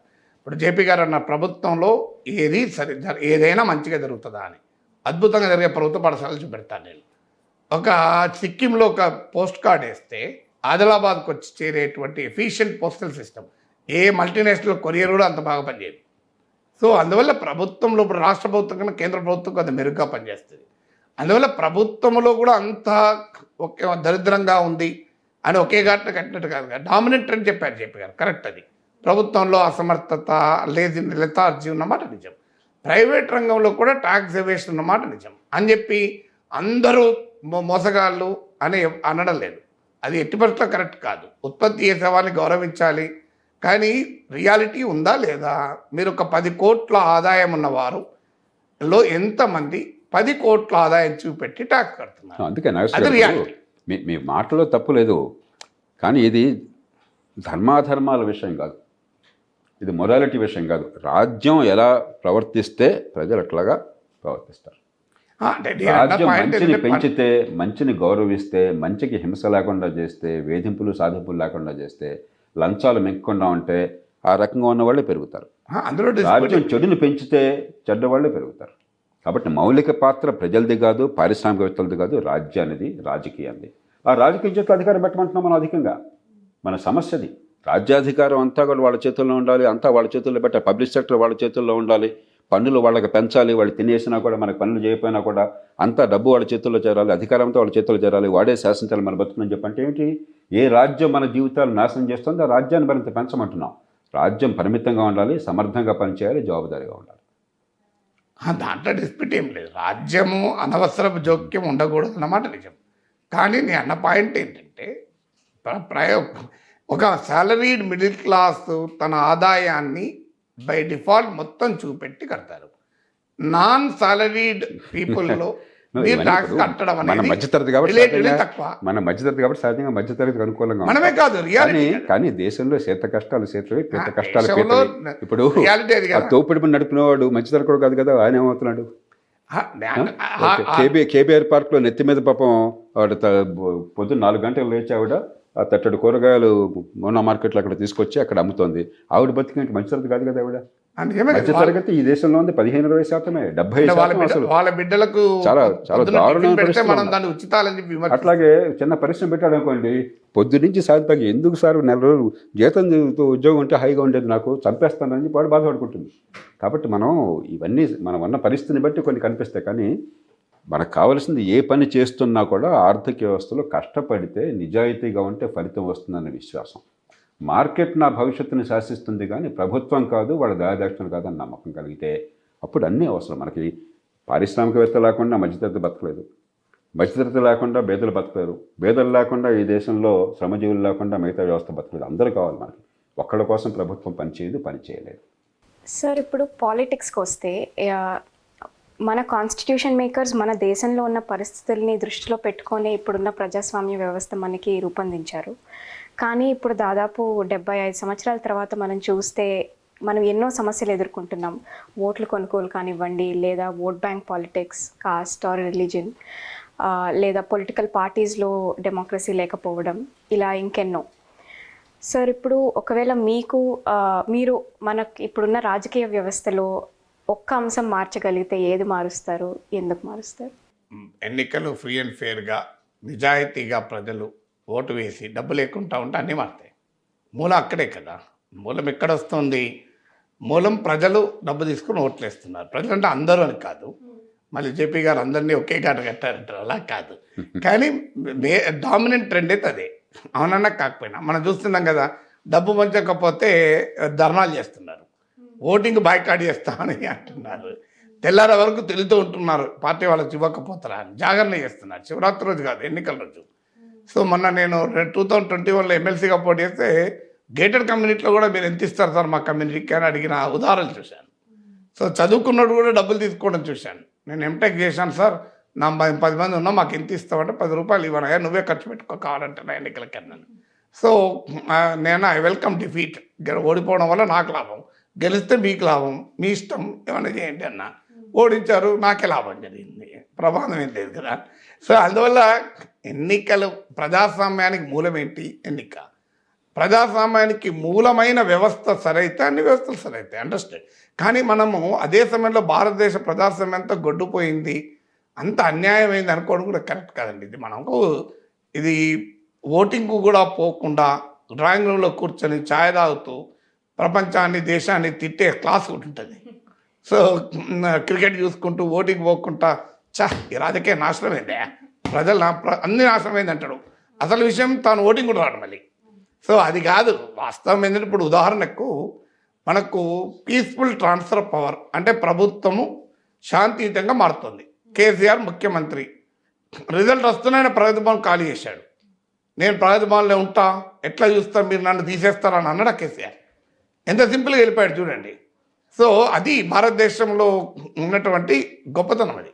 అలాగే ఫ్రీ అండ్ ఫేర్ ఎలక్షన్స్ లేకపోవచ్చు, కానీ ప్రజలు చాలా బలమైన నాయకులు కూడా ఓడిస్తున్నారు కదా. బలమైన నాయకుడు అనుకున్న మోడీని కర్ణాటకలో ఓడించారు, బలమైన నాయకుడు అనుకున్న కేసీఆర్ను ప్రజలు ఓడించారు కదా. సో అందువల్ల మనకు ప్రజలు ఎన్నికల్లో ప్రభుత్వాలను మారుస్తున్నారు అన్నది అదొక ప్రజాస్వామ్యానికి హెల్తీ ట్రెండ్. మంచికి మార్చినా చెడుకు మార్చారు, తర్వాత చర్చ పెట్టచ్చు, కానీ మారుస్తున్నారు కదా. సో అలాగే మనకు రీజనబుల్ ప్రెస్ ఫ్రీడమ్, భావ ప్రకటన స్వేచ్ఛ, చాలా ఇబ్బందులు ఉండొచ్చు. భావాన్ని ప్రకటిస్తే రాజద్రోహం కేసులు పెట్టచ్చు, అన్ని పెట్టచ్చు. కానీ జేపీ గారు మాట్లాడుతున్నారు, రోజు నాగేశ్వర్ మాట్లాడుతున్నాం, మనం ఎవడు ఆపుతలేడు కదా. సో అన్నీ మాట్లాడుతున్నాం కదా. ఇంతవరకు నేను నెల నుంచి మాట్లాడుతున్నా, ఇలా ఎందుకు మాట్లాడినామని ఏ పోలీసు వాళ్ళకి ఫోన్ చేసి అడగలే. నా మీద ఏ కేసు లేదు. అంటే రాజద్రోహం లాంటి కేసులు పెడుతున్నారు జర్నలిస్టుల పై నుంచి, అవన్నీ ఉండొచ్చు. కానీ అదే సమయంలో reasonably greater freedom of expression ఉంది. న్యాయ వ్యవస్థ చాలా లోపాలు ఉండొచ్చు, అనేక రకాల సమస్యలు ఉండొచ్చు, బట్ స్టిల్ పెండింగ్ కేసులు ఉండొచ్చు కోర్టులవి. బట్ కంపారిటివ్లీ స్టిల్ జస్టిస్ అనేది సుప్రీంకోర్టులు కూడా ప్రభుత్వాల నిర్ణయాలు కొట్టిపారేసిన సందర్భాలు ఉన్నాయి. కొంత ఇండిపెండెంట్గా వ్యవహరించిన సందర్భాలు కూడా ఉన్నాయి, విత్ ఆల్ లిమిటేషన్స్. అందువల్ల మనకు ప్రజాస్వామ్యంలో మిలిటరీ ఇది ఒక గొప్ప లక్షణం, ఎక్కడా లేనిది మన దేశంలో. అనేక దేశాల్లో మిలిటరీ రాజకీయ వ్యవస్థను శాసిస్తుంది. ఎవడు ప్రభుత్వంలో మిలిటరీ నిర్ణయిస్తే, ఇప్పుడు ఇమ్రాన్ ఖాన్ కావాలనుకుంటే మిలిటరీ కూర్చొని పెట్టింది, మళ్ళీ అదే ఇమ్రాన్ ఖాన్ తీసి పడేసింది. నవాజ్ షరీఫ్ను తీసి పడేసి నవాజ్ షరీఫ్ మనుషులను పెట్టింది. సో మిలిటరీ మన దేశంలో ఎప్పుడు పొరపాటున కూడా వారు మన పౌర సమాజంలో ఎప్పుడూ ఇంటర్వ్యూన్ కాలే. They did a wonderful job protecting borders.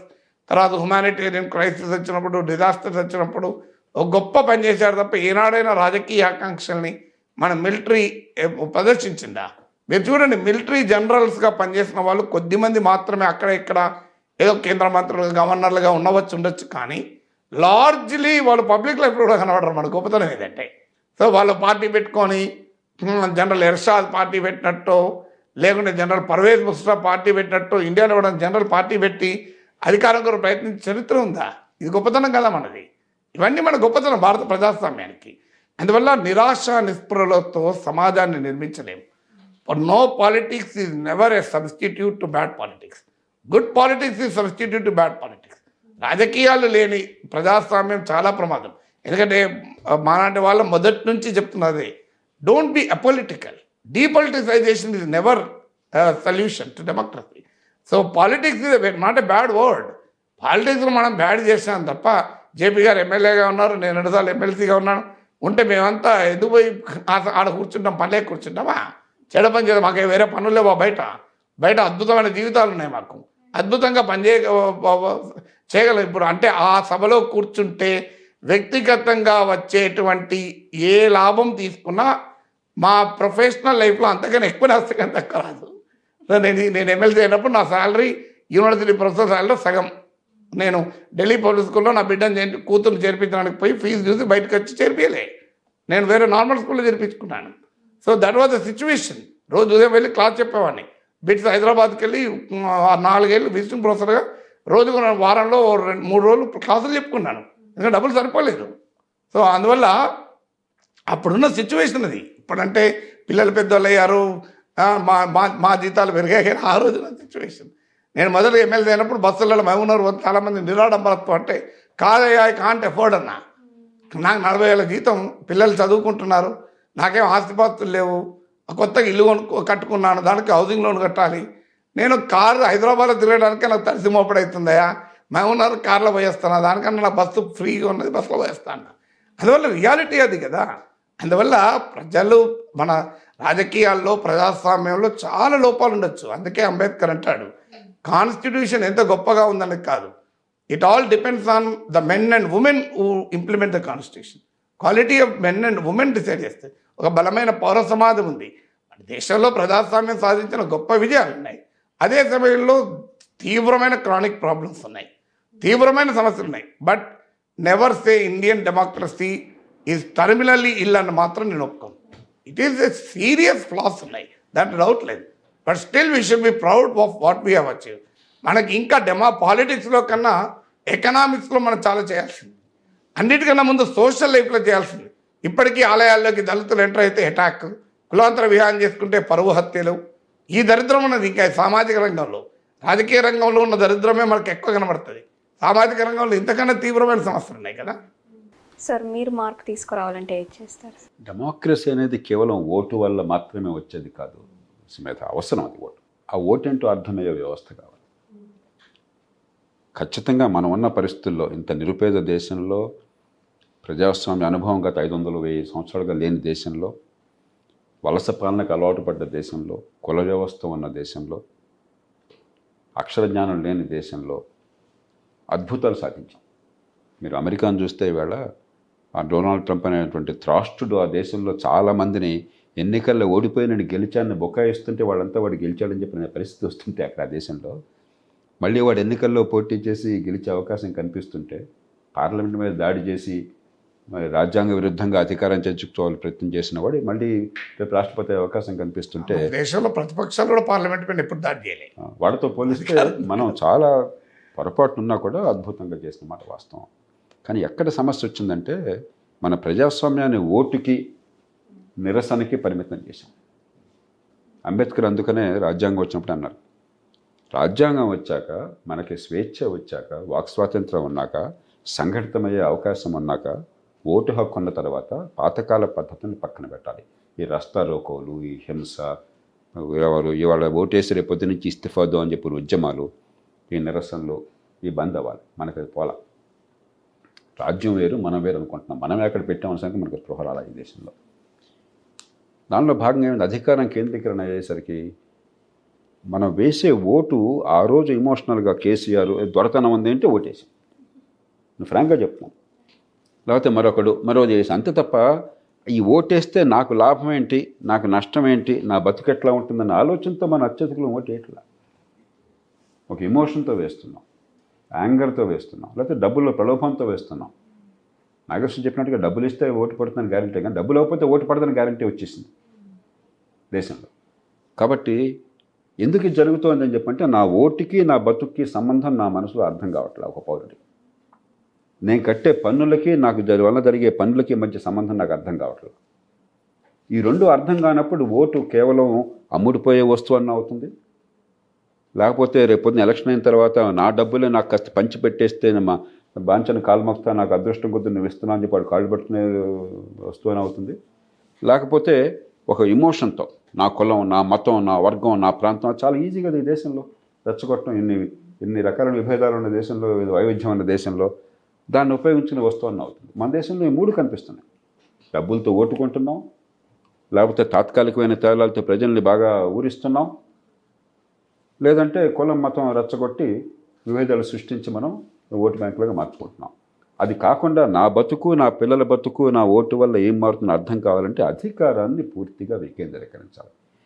ప్రపంచంలో మరే దేశంలోనూ మన దేశం అంత భయంకరమైన కేంద్రీకరణ లేదు. చైనాలో లేదు, నియంతృత్వ దేశాల్లో లేదు, ప్రజాస్వామ్య దేశాలు పక్కన పెడతాం. పాకిస్తాన్లో లేదు, పాకిస్తాన్ మనతో పోలిస్తే దిగదురుపు. అయినా పాకిస్తాన్లో మనకంటే వికేంద్రీకరణ ఎక్కువ ఉంది, బంగ్లాదేశ్ మనకంటే వికేంద్రీకరణ ఎక్కువ ఉంది. కానీ మన దేశంలో మధ్యతరగతి వర్గాలు కానీ, మీడియా కానీ, రాజకీయ పార్టీలు కానీ, అధికార యంత్రాంగం కానీ ఇది మామూలు అనుకుంటున్నారు. కాదు, మనంతా ప్రధానమంత్రి, ముఖ్యమంత్రి తప్ప మరెవడూ లేకుండా ఉత్సవ విగ్రహాలుగా మార్చిన పరిపాలన. అలా ఉన్నంతకాలం ఓటు ఇట్లానే ఉంటుంది. చాలా కాలం పడుతుంది. ఇప్పటికే ఈ 75 ఏళ్ళు చాలా వృధా చేశాం. ఒకప్పుడు స్థానిక ప్రభుత్వాలు కొంచెం బలంగా ఉన్న చోట కూడా తర్వాత నాశనం చేసి పెట్టేశాం. ఇప్పుడు ఊరికే డ్రామాలు ఆడుతున్నాం, ఉత్సవ విగ్రహాలుగా మార్చేసి ఏదో స్థానిక ప్రభుత్వాలు పెడితే ఏం లేవు. నిజమైన అధికార వికేంద్రీకరణ, జవాబుదారితనం కూడిన అధికార వికేంద్రీకరణ, నా ఓటు వల్ల ఏం జరుగుతుందో అర్థమయ్యే అధికార వికేంద్రీకరణ, పన్నుల్లో కట్టకపోతున్న అర్థమయ్యే అధికార వికేంద్రీకరణ జరిగితే అద్భుతం జరగదు. ఒక 25 ఏళ్ళు పడుతుంది అప్పుడు కూడా. ఎందుకంటే ప్రజాస్వామ్యాన్ని బాగు చేయడం ఒక సినిమా సీన్ లాగా ఆ పాట పాడగానే సీన్ మారిపోయేది కాదు, మ్యాజిక్తో మంత్రమే కానీ పోయేది కాదు. ప్రజాస్వామ్యం కోట్లాది మంది మనుషుల ఆలోచనలు వికసించాలి. ఆ వికసించడం ఒక్కరోజున ఒక గంటలో జరగదు. అలా వాడు నా గొప్పవాడు ఉంటే వాడికి 1000 నోబెల్ ప్రైజ్లు ఇచ్చి మనం పూజించి ఇప్పుడు ఏదో ఇందాక విగ్రహాలు చూస్తున్నాను. ఇప్పుడు మనకేదో ప్రతి రాష్ట్రంలో అంబేద్కర్ విగ్రహాలు లేకపోతే పటేల్ విగ్రహాలు ఉన్నాయి కదా, ఎవరు పెద్ద అని చెప్పని అది ఒక 1000 అడుగుల విగ్రహం పెడదామా? అది సాధ్యం కాదు. There is no magic. మన ప్రజలకి ఓటు ఏంటో అర్థం కావాలి. ఆ అర్థమయ్యేది అధికారం చేరువగా ఉండి నిర్ణయాల పర్యవసానం అర్థమయ్యి లాభ నష్టాలు అనుభవించి ఆ అనుభవం నుంచి రాటు తేలి అర్థమవుతుంది తప్ప మరో రకంగా పరిణతి చెందదు. అది కాకుండా వేగంగా చేయాల్సిన పనులు, చేయగల పనులు ఉన్నాయి. ఎన్నికల వ్యవస్థని మార్చడం. ఇప్పుడు మనకి తెలంగాణలో మనం అంతా ఇప్పుడు వరల్డ్ రికార్డులు సాధిస్తున్నాం. మనం ఓట్ల కొనుగోలులో మనం బై ఎలక్షన్లో చూసాం. ఇక్కడ మునుగోడు కావచ్చు, లేదా హుజూరాబాద్ కావచ్చు, 100 కోట్లకి అసెంబ్లీ బై ఎలక్షన్ ఇవ్వడం అనేది ప్రపంచంలో ఎక్కడ ఉండదు. మనకు చాలా అనుభవం అన్నది. అది కాస్త వేగంగా పోవాలని చెప్పంటే దామాషా పద్ధతులు అనేది పెట్టారనుకోండి, ఓటుకు డబ్బులు ఇచ్చినా కూడా ఉపయోగం ఉండదు కాబట్టి పోయే అవకాశం ఉంది. అలాంటి ఏర్పాట్లు చేయొచ్చు. రాజకీయ పార్టీలు అంతర్గత ప్రజాస్వామ్యం అన్నారు ఇందాక. పార్టీలు ప్రైవేట్ ఆస్తులుగా నడుస్తున్నాయి. పేరుకి ప్రజాస్వామ్యబద్ధంగా ఎన్నికే తప్ప ఈ పార్టీ ఒక కుటుంబం చేతుల్లో, ఆ పార్టీ మరో కుటుంబం చేతుల్లో, లేకపోతే ఇంకో గూండా చేతుల్లో ప్రైవేట్ ఆస్తులుగా చలమవుతుంటే ఏం ప్రజాస్వామ్యం ఇది? దొంగ ప్రజాస్వామ్యం, కుహనా ప్రజాస్వామ్యం. నేను ఇప్పుడు 2002లో కెన్యాలో ఎలక్షన్ చూశాను. ఆ కామన్వెల్త్ తరఫున మానిటర్ చేశాను. 27 సంవత్సరాల తర్వాత అక్కడ రాష్ట్రపతి, పార్లమెంటు, స్థానిక ప్రభుత్వ ఎన్నికలు జరిగినాయి. 27 ఏళ్ళు నియంతగా ఉన్నటువంటి దేని నరప్ మాయ్ ఆ నియంత కొడుకు ఎంపీ కావాలని కోరుకున్నాడు తండ్రి పార్టీ తరఫున. వాడు ఎంపీ అభ్యర్థి కాలేకపోయినాడు. ఎందుకని పార్టీ లోపల అంతర్గత ఎన్నిక పెట్టారు. అక్కడ ఎవరు అభ్యర్థి కావాలని చెప్పన్నది ఒక రహస్య బ్యాలెట్ ద్వారా పార్టీ సభ్యులు నిర్ణయం చేశారు 2002లో. మనం నా ప్రజాస్వామ్యం అద్భుతంగా రోజు మనం ప్రకటించుకుంటుంటాం. కొన్ని విషయాలు అద్భుతంగా ఉన్నప్పుడు వాస్తవమే. కానీ 27 ఏళ్ళు నియంతృత్వం అన్న కెన్యా పార్టీ ప్రజాస్వామ్యం లేదు పార్టీల లోపల. ఏం ప్రజాస్వామ్యం ఇది? కాబట్టి పార్టీలు అంతర్గత ప్రజాస్వామ్యం. 4వది చట్టబద్ధ పాలన. నేరం చేస్తే ఎవరు చేసినా శిక్ష పడుతుంది, ఖచ్చితంగా పడుతుంది, వేగంగా పడుతుంది. తగాదా ఉంటే గోండాల అవసరం లేకుండా, లేకపోతే అన్యాయానికి కన్నీళ్లు కార్చి ఏడవకుండా సకాలంలో వేగంగా సమర్థంగా ఖర్చు లేకుండా న్యాయం అవుతుంది. ఇలాంటి వ్యవస్థ లేకపోతే చట్టం ముందు అందరూ సమానమే. ఈ 4 అవసరం. స్థానిక ప్రభుత్వాలు, పార్టీ లోపల అంతర్గత ప్రజాస్వామ్యం, ఎన్నికల వ్యవస్థలో మార్పులు, ముఖ్యంగా మన దేశంలో ఉన్న పరిస్థితుల్లో కాస్త డబ్బులు వేగంగా పోవాలి, ప్రభావం తగ్గాలి అని చెప్పంటే ఓట్ల కొనుగోలు ప్రభావం, చట్టబద్ధ పాలన. ఈ 4 కావాలి. ఏది అవకాశం ఉంటే అది చేద్దాం. ఎవరు అధికారం ఉన్నా సరే వీటిలో ఏది ఉంటే అది చేయండి. అది చేసినవాడు పరమాత్ముడు. ఎవరికి పెద్ద ఆసక్తి లేదు. నేను చెప్పే 4 మీద ఏ పార్టీకి జాతీయ స్థాయిలో ఎన్డీఏకి, యూపీఏకి ఆసక్తి లేదు. రాష్ట్రాల్లో ప్రాంతీయ పార్టీలకు, జాతీయ పార్టీలకు ఆసక్తి లేదు. ఈ విషయంలో మాత్రం చాలా ఏకాభిప్రాయం భారతదేశంలో ఉంది. ఇవి చచ్చినా చేయకూడదు అని చెప్పని. మరి ఆ ఏకాభిప్రాయాన్ని మనం బ్రేక్ చేసి మనకు అభిప్రాయం కోసం మళ్ళీ ప్రయత్నం చేద్దాం మనం. అది సార్ యాక్చువల్లీ దాని నుంచి నా సెకండ్ క్వశ్చన్ సివిల్ సొసైటీ ఇంకా సిటిజన్స్ ఎంపవర్మెంట్ గురించి. ఇప్పుడు ఎన్నికల తర్వాత ప్రభుత్వ నిర్ణయాల్ని మనం ప్రభావితం చేయాలంటే ఒక మార్గం లేదు. ఇంపాక్ట్ ఎలా క్రియేట్ చేయాలి సార్? మీలాంటి ఇప్పుడు పబ్లిక్ స్పిరిటెడ్ ఇండివిజువల్స్ ఇంకా సివిల్ సొసైటీ ఇన్ జనరల్ వాళ్ళ పాత్ర ఏంటి మన పరిస్థితుల్లో? అంటే మనకు చాలామందికి ఒక రాంగ్ నోషన్ ఉంటుంది. పవర్ అంటే ప్రభుత్వంలో ఉంటేనే, ఎన్నిక అయితేనే పవర్ అని అనుకుంటారు. కానీ to be in public life itself is power. ప్రజా జీవితంలో ఉంటే అదే పవర్. మనకేదో పదవుల్లో ఉంటేనే పవర్ అనుకోలేరు. ఎందుకంటే మనము ఆ ప్రజా జీవితాన్ని ప్రభావితం చేస్తూనే ఉండాలి. ఎలా చేయగలగాలి? బలమైన పౌర సమాజం మన దగ్గర లేదు, ఉన్నదని అనుకుంటున్నాను. వ్యవస్థలు ఉన్నమాట నిజం, కానీ ఉండాల్సినంత స్థాయిలో. అంటే ఒక ప్రభుత్వం తప్పు చేస్తే, ఇంకో ఇది తప్పు చేశారు, ఇంకో ఈ ఫ్లైఓవర్ కట్టడానికి ఇంత ఖర్చు కాదు అని మనం చెప్పగలిగే పౌర సమాజ చైతన్యం ఉన్నదా మన దగ్గర? ఆ ప్రజా సంఘాలు అంటే అవి రాజకీయ పార్టీల అనుబంధ సంఘాలే. సో ప్రజల్లో ఒక స్పెక్టేటర్ మెంటాలిటీ, అంటే నాకు సంబంధం ఉన్న అంశం కాదు, ఎవడన్నా చేసి పెడితే బాగుంటాను. అందుకే నక్సలిజం హీరో అయింది మన దగ్గర. ఎందుకంటే నీకేమైనా కష్టం వస్తే వాడు తుపాకీతో బెదిరించి పనులు చేయించారు వాళ్ళు. సో అందువల్ల వాళ్ళు హీరోలు అయ్యారు. ఎందుకంటే నాకేం పని కాకూడదు, నేను బయటికి రాను, నేను కదలను మెదలను, నా కడుపులో చల్లగదలద్దు, నాకు అందరూ పనులు చేసి పెట్టాలి. ఈ స్వభావం ఇంకా మన సమాజంలో చాలా ఉంది. నువ్వు ఏం చేయగలవు? నువ్వు ఏం చేయగలిగితే చెయ్యి. నీవు అంటే పబ్లిక్ ఇంటలెక్చువల్స్ అంటారు. అంటే సమాజంలో ఒక స్థాయి ఉండి, సమాజం గౌరవించగలిగే హోదాలో ఉండి, నిరంతరం అధికార వ్యవస్థని ప్రశ్నించేటువంటి చైతన్యం ఉన్నవాడు ఎవరైనా పబ్లిక్ ఇంటలెక్చువల్ అంటే బాగా చదువుకున్నాడు కావాల్సిన అవసరం లేదు. ఆ రోల్ ప్లే చేస్తానికి ఎంతమంది ఉన్నారు? ఇప్పుడు విశ్వవిద్యాలయాలకు స్వేచ్ఛ ఉంది. విశ్వవిద్యాలయాల్లో ఉన్న వారు ఎంతమంది ప్రభుత్వాన్ని మంచికి మంచి, చెడుకు చెడు, ప్రతిపక్షమైన ప్రభుత్వమైన నిలదీసి ప్రశ్నిస్తున్నారు చూడండి. ఆ రోల్ ప్లే చేయగలుగుతున్నారు యూనివర్సిటీస్. మీడియా ఆ రోల్ ప్లే చేయగలుగుతుందా? మీడియాకు ఒక పార్టీకి అనుకూలం, ఒక పార్టీకి వ్యతిరేకం. సో ఒక పేపర్లో చెల్లి ఇంట్లో పెళ్ళికి అన్న అని ఒక పేపరు, అన్న చెల్లి దూరం దూరం అని ఇంకో పేపరు. సో అందుకే మార్క్ ట్వైన్ అంటాడు, if you do not read newspapers you are ill informed, if you read newspapers you are misinformed అంటాడు. సో ఆ స్థాయికి మనం తీసుకొచ్చింది ఇప్పుడు. సో ఒకే వార్త ఒక పేపర్లో, ఒక ఛానల్లో. సో మీడియాలో గోలా షౌటింగ్ మ్యాచ్లు, సాయంత్రం 7 అయిందంటే సాయంత్రం 3:30కు అందరికీ అనారోగ్యం వస్తుంది టీవీలలో. మీరు ఏ టీవీ చూసినా అనారోగ్యం వస్తుంది. ఉదయం 5:30కు అందరికీ భక్తిభావం వస్తుంది. 7 గంటలకు అన్ని ఛానల్లో అరుచుకుంటారు. మీరు చూస్తారు చూడండి, 7 నుంచి 9 దాకా ఫుల్గా అరుచుకుంటాం మనం. సో ఆ అరుచుకున్నదే ఎక్కువ రేటింగ్లు ఉంటాయి. అది ప్రజలు కూడా తప్పే. నువ్వు మంచి గడ్డదే కూర్చొని విశ్లేషిస్తే ఎవడు చూడడు. సో నువ్వెంతరా అంటే నువ్వెంతరా గల్లా పట్టుకున్నా అనుకో. ఇప్పుడు జేపీ గారు వచ్చి నాకు గల్లా పట్టుకుంటే చూడండి 10 మిలియన్లు రాకపోతే చూడండి వ్యూస్. మీకు వ్యూస్ రావాలంటే ఆ పని చేయండి. జేపీ గారు వచ్చి ఏమనుకుంటున్నారో గ్యారెంటీగా 10 మిలియన్ వ్యూస్, మీకు డౌటే లేదు. దానికి తమ్ముడేలు పెట్టి నాగేశ్వర్ గల్లా పట్టిన జేపీ అని పెట్టండి, మీకు 10 మిలియన్ రాకపోతే అప్పుడు నన్ను అడగండి. 1 crore వ్యూస్ వస్తాయి. అంటే మరి ఆ రకమైన మనం కూడా అట్లా తయారైనాం కదా. ప్రజలు ఏం చూస్తున్నారు అదే చూస్తున్నారు. ఇప్పుడు నీకు డిమాండ్ని బట్టి కన్సంప్షన్ ఉంటుంది. ఇడ్లీకి మా ఇడ్లీ కొన్నటోడు ఇడ్లీ కావాలంటే ఇడ్లీ దొరుకుతుంది, దోశ కావాలంటే దోశ దొరుకుతుంది. నీకు మార్కెట్లో డిమాండ్ బట్టి సప్లై ఉంటుంది కదా. సో అందువల్ల మీడియా ఆ రోల్ ప్లే చేస్తున్నావా. సోషల్ మీడియా ఒక ఆల్టర్నేటివ్గా వచ్చింది, ఒక అద్భుతమైన అవకాశం. కానీ దాంట్లో రోజు ఏం చేస్తున్నావు, పనికి మాలిన అన్నీ వాట్సాప్లో సర్క్యులేట్ చేయడం, ఉన్నవి లేని అన్నీ పచ్చి అబద్ధాలకు ఉన్నది మొదలుకొని పచ్చి మూర్ఖత్వం మూఢత్వం వరకు. సో ఆ రకంగా లేదంటే మహిళలకు ఉచిత రవాణా ఇస్తే చూడు మహిళలు భర్తలు విడిచిపెట్టి తిరుగుతున్నారని చెప్పి రోజు మేము వేసుకోవడం. దీనికి మనం సోషల్ మీడియా వాడుతున్నాం. అందువల్ల పౌర సమాజం కూడా ఆ చైతన్యం ఉన్నమాట నిజం, కొంత ఉండాల్సినది ఇంకా చాలా ఎక్కువ ఉంది. ఏం చేయగలవంటే నీవు ఒక ఉపన్యాసకుడైతే సమాజంలో జరుగుతున్న చెడుపైన ఉపన్యాసం ఇవ్వు, నీవు ఒక రచయిత అయితే ఒక వ్యాసం రాయి, నీవు ఒక కవివైతే ఒక కవిత రాయి, నీవు ఒక ఉద్యమకారుడు అయితే దానిపైన ఒక నిరసన తెలుపు, నీ ఒక రాజకీయ నాయకునివైతే చట్టసభలో నీకు ఉన్న వేదికలపైన పోరాడు, నీవు జర్నలిస్టు అయితే నీవు పత్రికలో టీవీలో రాయి, ఆఖరికి నీవు మూగవాణివైతే ఓ ప్లే కార్డు పట్టుకుని ఇది మారాలి అని చెప్పి బేగంపేట చొరస్తా నిలబడు. అటు ఇటు పోయేటోళ్ళు 10,000 మంది చూస్తారు ఒక్క రోజులో. అందువల్ల నీకు చేయగలగడానికి అనేక మార్గాలు ఉన్నాయి. ఎవరించుకునే మార్గాన్ని ఎవరించుకోవచ్చు. కానీ చేయవలసింది అవుతున్నది. ప్రశ్నించే పౌర సమాజమే లేనప్పుడు ప్రజాస్వామ్యం రాజకీయ నాయకుల దయాదాక్షిణ్యాలతో బాగుండాలి అనుకుంటే అది ఎప్పుడూ పొరపాటే. అంటే పవర్ కరప్ట్స్ పీపుల్. అందువల్ల పీపుల్ షుడ్ కరెక్ట్ దెమ్.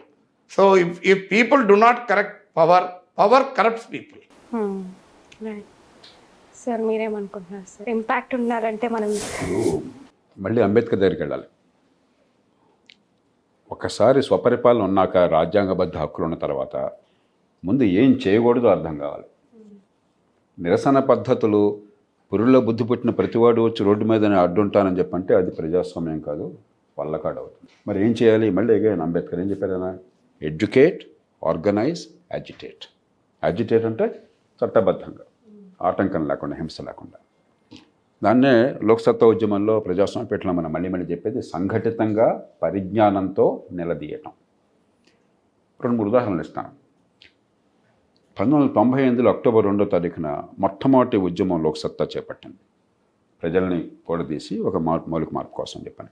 ఏమిటది? పెట్రోల్ బంకుల్లో ఆనాడు 10% మోసం ఉండేది తూనికల్లో. మనకు మీటర్ చూసేది, మీటర్ ఏమో గిర్రని తిరిగిపోయేది, 30 లీటర్ల కారులో పోసామని. కానీ మనకు తెలుసు మోసపోతున్నాం, అక్కడ 25, 26 పడుతున్నాయి, 30 పట్టలేదని. కానీ రుజువు లేదు, అందరూ తిట్టుకోవటమే. హైదరాబాద్లో 104 ఎన్నో పెట్రోల్ బంకులు ఉంటే ఆ రోజుల్లో 4 పెట్రోల్ బంకుల్లో సరిగ్గా అమ్మేవాళ్ళు. ఒక ఆయన ఎక్స్ సర్వీస్ మన ఒక ఆయన ఉండేవాడు సికింద్రాబాద్లో. అందరూ పాపం వీకెండ్ శుక్రవారం సాయంత్రం శనివారం అంతా 100ల కొద్దీ అక్కడ స్కూటర్లో నుంచుండే పాపం. అక్కడ బాగా వస్తాయి. అలా 4 ఉండేవి, అందరికీ తెలుసు అసలు. అప్పుడు ఉమ్మడి రాష్ట్రంలో 1500 పెట్రోల్ బంకులు ఉంటాయి. 100కి 95 పెట్రోల్ బంకుల్లో ఏం మోసం. మనం చిన్న పని చేసాం, పరిజ్ఞానం అక్కడ అవసరం. ఒక ట్యాంకర్ ఈ బాటిల్ లాంటిది 1 లీటర్, 2 లీటర్లు, 5 లీటర్ల బాటిల్ చూసుకుని ముందుగా అది ఎంతో మెజర్ చేసి దానిలో నువ్వు పొయ్యని అడిగే హక్కు మనకున్నది. అది కావాలి. ప్రతిదానికి మనకు పౌరులు పట్టించుకోవడానికి ఏంటి మన చేతుల్లో ఉన్న అస్త్రం, ఒక ఆయుధం ఏంటి? ఇది ఆయుధం. చట్టబద్ధంగా మన చేతుల్లో ఆయుధం ఉంది. ట్యాంకులో పోయకుండా దీనిలో పోయేవా అని చెప్పిన మీటర్ చూడగానే మీటర్లో కనిపించేటువంటి తూకం వేరు, దీనిలో పడ్డదంతా మనకు తెలుస్తుంది. ఏమైపోయింది? 15 రోజుల్లో మొత్తం ఉమ్మడి ఆంధ్రప్రదేశ్లో ఉన్న అన్ని పెట్రోల్ బంకుల మీటర్లు సరి చేశారు. ఏ గవర్నమెంట్ యంత్రాంగం అయితే లంచాలు తీసుకుని వాటిని మోసంలో భాగస్వామైందో ఇక పప్పులు ఉడుకొని అర్థం కాగానే వెంటనే జాతీయ స్థాయిలో ఆయిల్ కంపెనీలను మెరుపుని ప్రభుత్వ కంపెనీలు కాబట్టి అదృష్టం కొద్దీ వాళ్ళకేం దుర్మార్గం చేయాలని కోరిక లేదు. వాళ్ళందరూ కూడా వచ్చి మీటర్లు మీరు గమనించుంటారు. అప్పటి నుంచి ఎలక్ట్రానిక్ ఇవన్నీ వచ్చేసి అసలు ట్యాంపర్ ప్రూఫ్ అయింది. బై అండ్ లార్జ్ ఇప్పుడు 1% అయినా 2% మోసం ఉంది, కానీ కొలతల్లో తూనికల్లో మోసం లేదు. దానివల్ల బహుశా ఏడాదికి 1,00,00,000 కోట్ల రూపాయల డబ్బులు ఆదాయమైంది. గత 25 ఏళ్లుగా ఏడాదికి 1,00,00,000 కోట్ల రూపాయల డబ్బులు వినియోగదారులకు ఆదాయమైంది. ఇది చిన్న విషయం కాదు, కానీ ఎంత నిశ్శబ్దంగా జరిగింది. సంఘటితం, పరిజ్ఞానం, నిలదీయటం. ఇంకో రెండో ఉదాహరణ 2G స్పెక్ట్రమ్. అంతా గందరగోళం చేశారు. మన వాళ్ళంతా ఐఏసీ అన్నారు, ఢిల్లీ స్తంభింపజేశారు, దేశం అంతా గందరగోళం. ఏమి జరగలేదు. అంతా సరదాగా విహారయాత్రకు పోయినట్టుగా జైళ్ళకి వెళ్ళారు, బెయిల్ తీసుకున్నారు, తర్వాత వచ్చేసారు చేతులు ఒప్పుకుంటూ. అందరూ వాళ్ళకి దండలతో ఊరేగించి ఇంటికి తీసుకెళ్లారు. మళ్ళీ ఎలక్షన్లో గెలిచారు అందరూ. ఆనాడే చెప్పింది ప్రజాస్వామ్య పీఠం లోక్సత్తా, ఇదంతా ఊరికే మన ఉత్సాహం తప్ప ఫలితం రాదయ్యా. ఇక నుంచి కనీసం ఇలాంటి రంగాల్లో అవినీతి లేకుండా పర్మనెంట్గా ఆపేద్దాం అని చెప్పి నేను దేశంలో మహామహులందరినీ కలిసాం. వాళ్ళకి నాయకత్వాన్ని నుంచి సుప్రీంకోర్టుకి తీసుకెళ్ళి ముందు ఈ క్యాన్సిల్ చేయండి 122 లైసెన్సుల్ని. ఎందుకంటే ఇష్టం వచ్చినట్టు ఇచ్చారు అడ్డగోలుగా, ఓ పద్ధతి పాడు లేకుండా. ఇక నుంచి విధిగా కాంపిటేటివ్ బిడ్డింగ్ ద్వారా ఇచ్చి ఏర్పాటు చేయండి చెప్పిన కోరగానే కోర్టు ఆదేశం ఇచ్చింది. అప్పటి నుంచి ఇప్పటిదాకా నేను గ్యారంటీగా చెప్పగలను, భారతదేశంలో స్పెక్ట్రమ్ అలొకేషన్లో ₹1 కూడా లంచం అవకాశం లేదు. అంటే పద్ధతిని ఇన్నోవేట్ చేయాలి. అగైన్ సంఘటితంగా, పరిజ్ఞానంతో నిలదీయాలి. దానికి పద్ధతిని రాజ్యాంగబద్ధ పద్ధతి ఎంచుకున్నాం. అంతకంటే ముందు 2003లో 1999 ఎన్నికల్లో మొట్టమొదటిసారిగా దేశ చరిత్రలో నేర చరిత్రల వివరాలని బయటపెట్టాం మనం. సంఘటిత శక్తితో ప్రజలందరినీ భాగస్వాములు చేసి, ఇదిగో వీటికి నేర చరిత్ర ఉంది కాదని ఒక్కళ్ళు అనలేకపోయినారు. ఆనాటి ముఖ్యమంత్రి గారు ఏమంటే కొన్ని పేర్లు పెట్టలేదు కాబట్టి దీనికి క్రెడిబిలిటీ లేదని చెప్పంటే, మీరు ముఖ్యమంత్రిగా ఉన్నారు, మీరు సమాచారం ఏమండి, మీ దగ్గర సమాచారం ఉంది, అది నిజమైతే బయట పెడదామని చెప్పంటే మళ్ళీ మారు మాట్లేదు. 42 పేర్లు బయట పెట్టాం. దాని మీద కొందరు మిత్రులు కోర్టుకు వెళ్తే 2003లో కోర్టు తీర్పు వచ్చింది. అన్ని పార్టీలు, వామపక్ష పార్టీలు, కుడి పార్టీలు, ఎడం పార్టీలు అన్నీ కలిసి చచ్చినా కూడా మేము మా అభ్యర్థుల వివరాలు ప్రకటించడానికి వ్యతిరేకం అని చెప్పని బహిరంగంగా ఏకగ్రీవంగా తీర్మానం చేశారు. అప్పుడు మనమే నాయకత్వాన్ని ఇచ్చి దేశం మొత్తంలో అందరికీ ఆ ఆర్డినెన్స్ తిప్పమిచ్చి ఏర్పాటు చేసి మళ్ళీ కోర్టుకు వెళ్ళి విధిగా అభ్యర్థుల వివరాలు ప్రకటించే ఏర్పాటు జరిగింది. అంటే మనం పద్ధతి ప్రకారం చేస్తే స్పష్టమైన లక్ష్యంతో, ద్వేషం లేకుండా, సంఘటితంగా, పరిజ్ఞానంతో నిలదీయడానికి పద్ధతులు ఎంచుకోవాలి. ఇప్పుడు పౌరుల కార్యాచరణకి పద్ధతులు ఎంచుకోవటం అంత ఆషామాషి కాదు. అందుకని అందరూ రోడ్ల మీదకి వెళ్ళి నినాదాలు అవ్వటం. ఎందుకంటే ఆ పద్ధతులు ఇన్నోవేట్ చేయడం చాలా కష్టం. మహాత్మా గాంధీ చేపట్టినట్టుగా ఉప్పు సత్యాగ్రహం లాంటివి చాలా అరుదుగా దొరుకుతాయి. అది చాలా మనం అంతర్మథనం కావాలి. అసలు ఏ లక్ష్యాన్ని కోరుతున్నాం, మనం కోరే లక్ష్యము ఈ దేశంలో జరగాల్సిన మార్పుకి మంచి సంబంధం ఉందా, లేకపోతే గుడ్డెద్దు చేలబడ్డట్టు చేస్తున్నామా?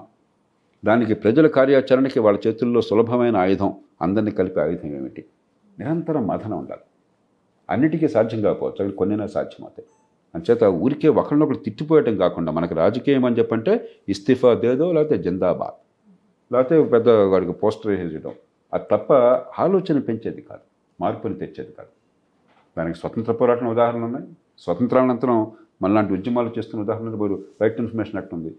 మీరు అరుణారాయి, ఇక్కడ లోక్సత్తా, ఈ రెండు కలిసి చేయకపోతే ఇక్కడ ప్రజల్ని పెంచడం కానీ లేకపోతే చట్టం తీసుకురావడం కానీ అలా సాధ్యమయ్యేది కాదు. కాబట్టి ఎన్నో ఉదాహరణలు ఉన్నాయి. పౌర సమాజం ఏ రకంగా వ్యవస్థలో కొన్ని మార్పులకైనా కూడా దారి తీయవచ్చని. నిజంగా జరగాల్సిన చివరికి పార్లమెంటు ద్వారానే, చట్టసభల ద్వారానే, ఎన్నికైన ప్రభుత్వాల ద్వారానే.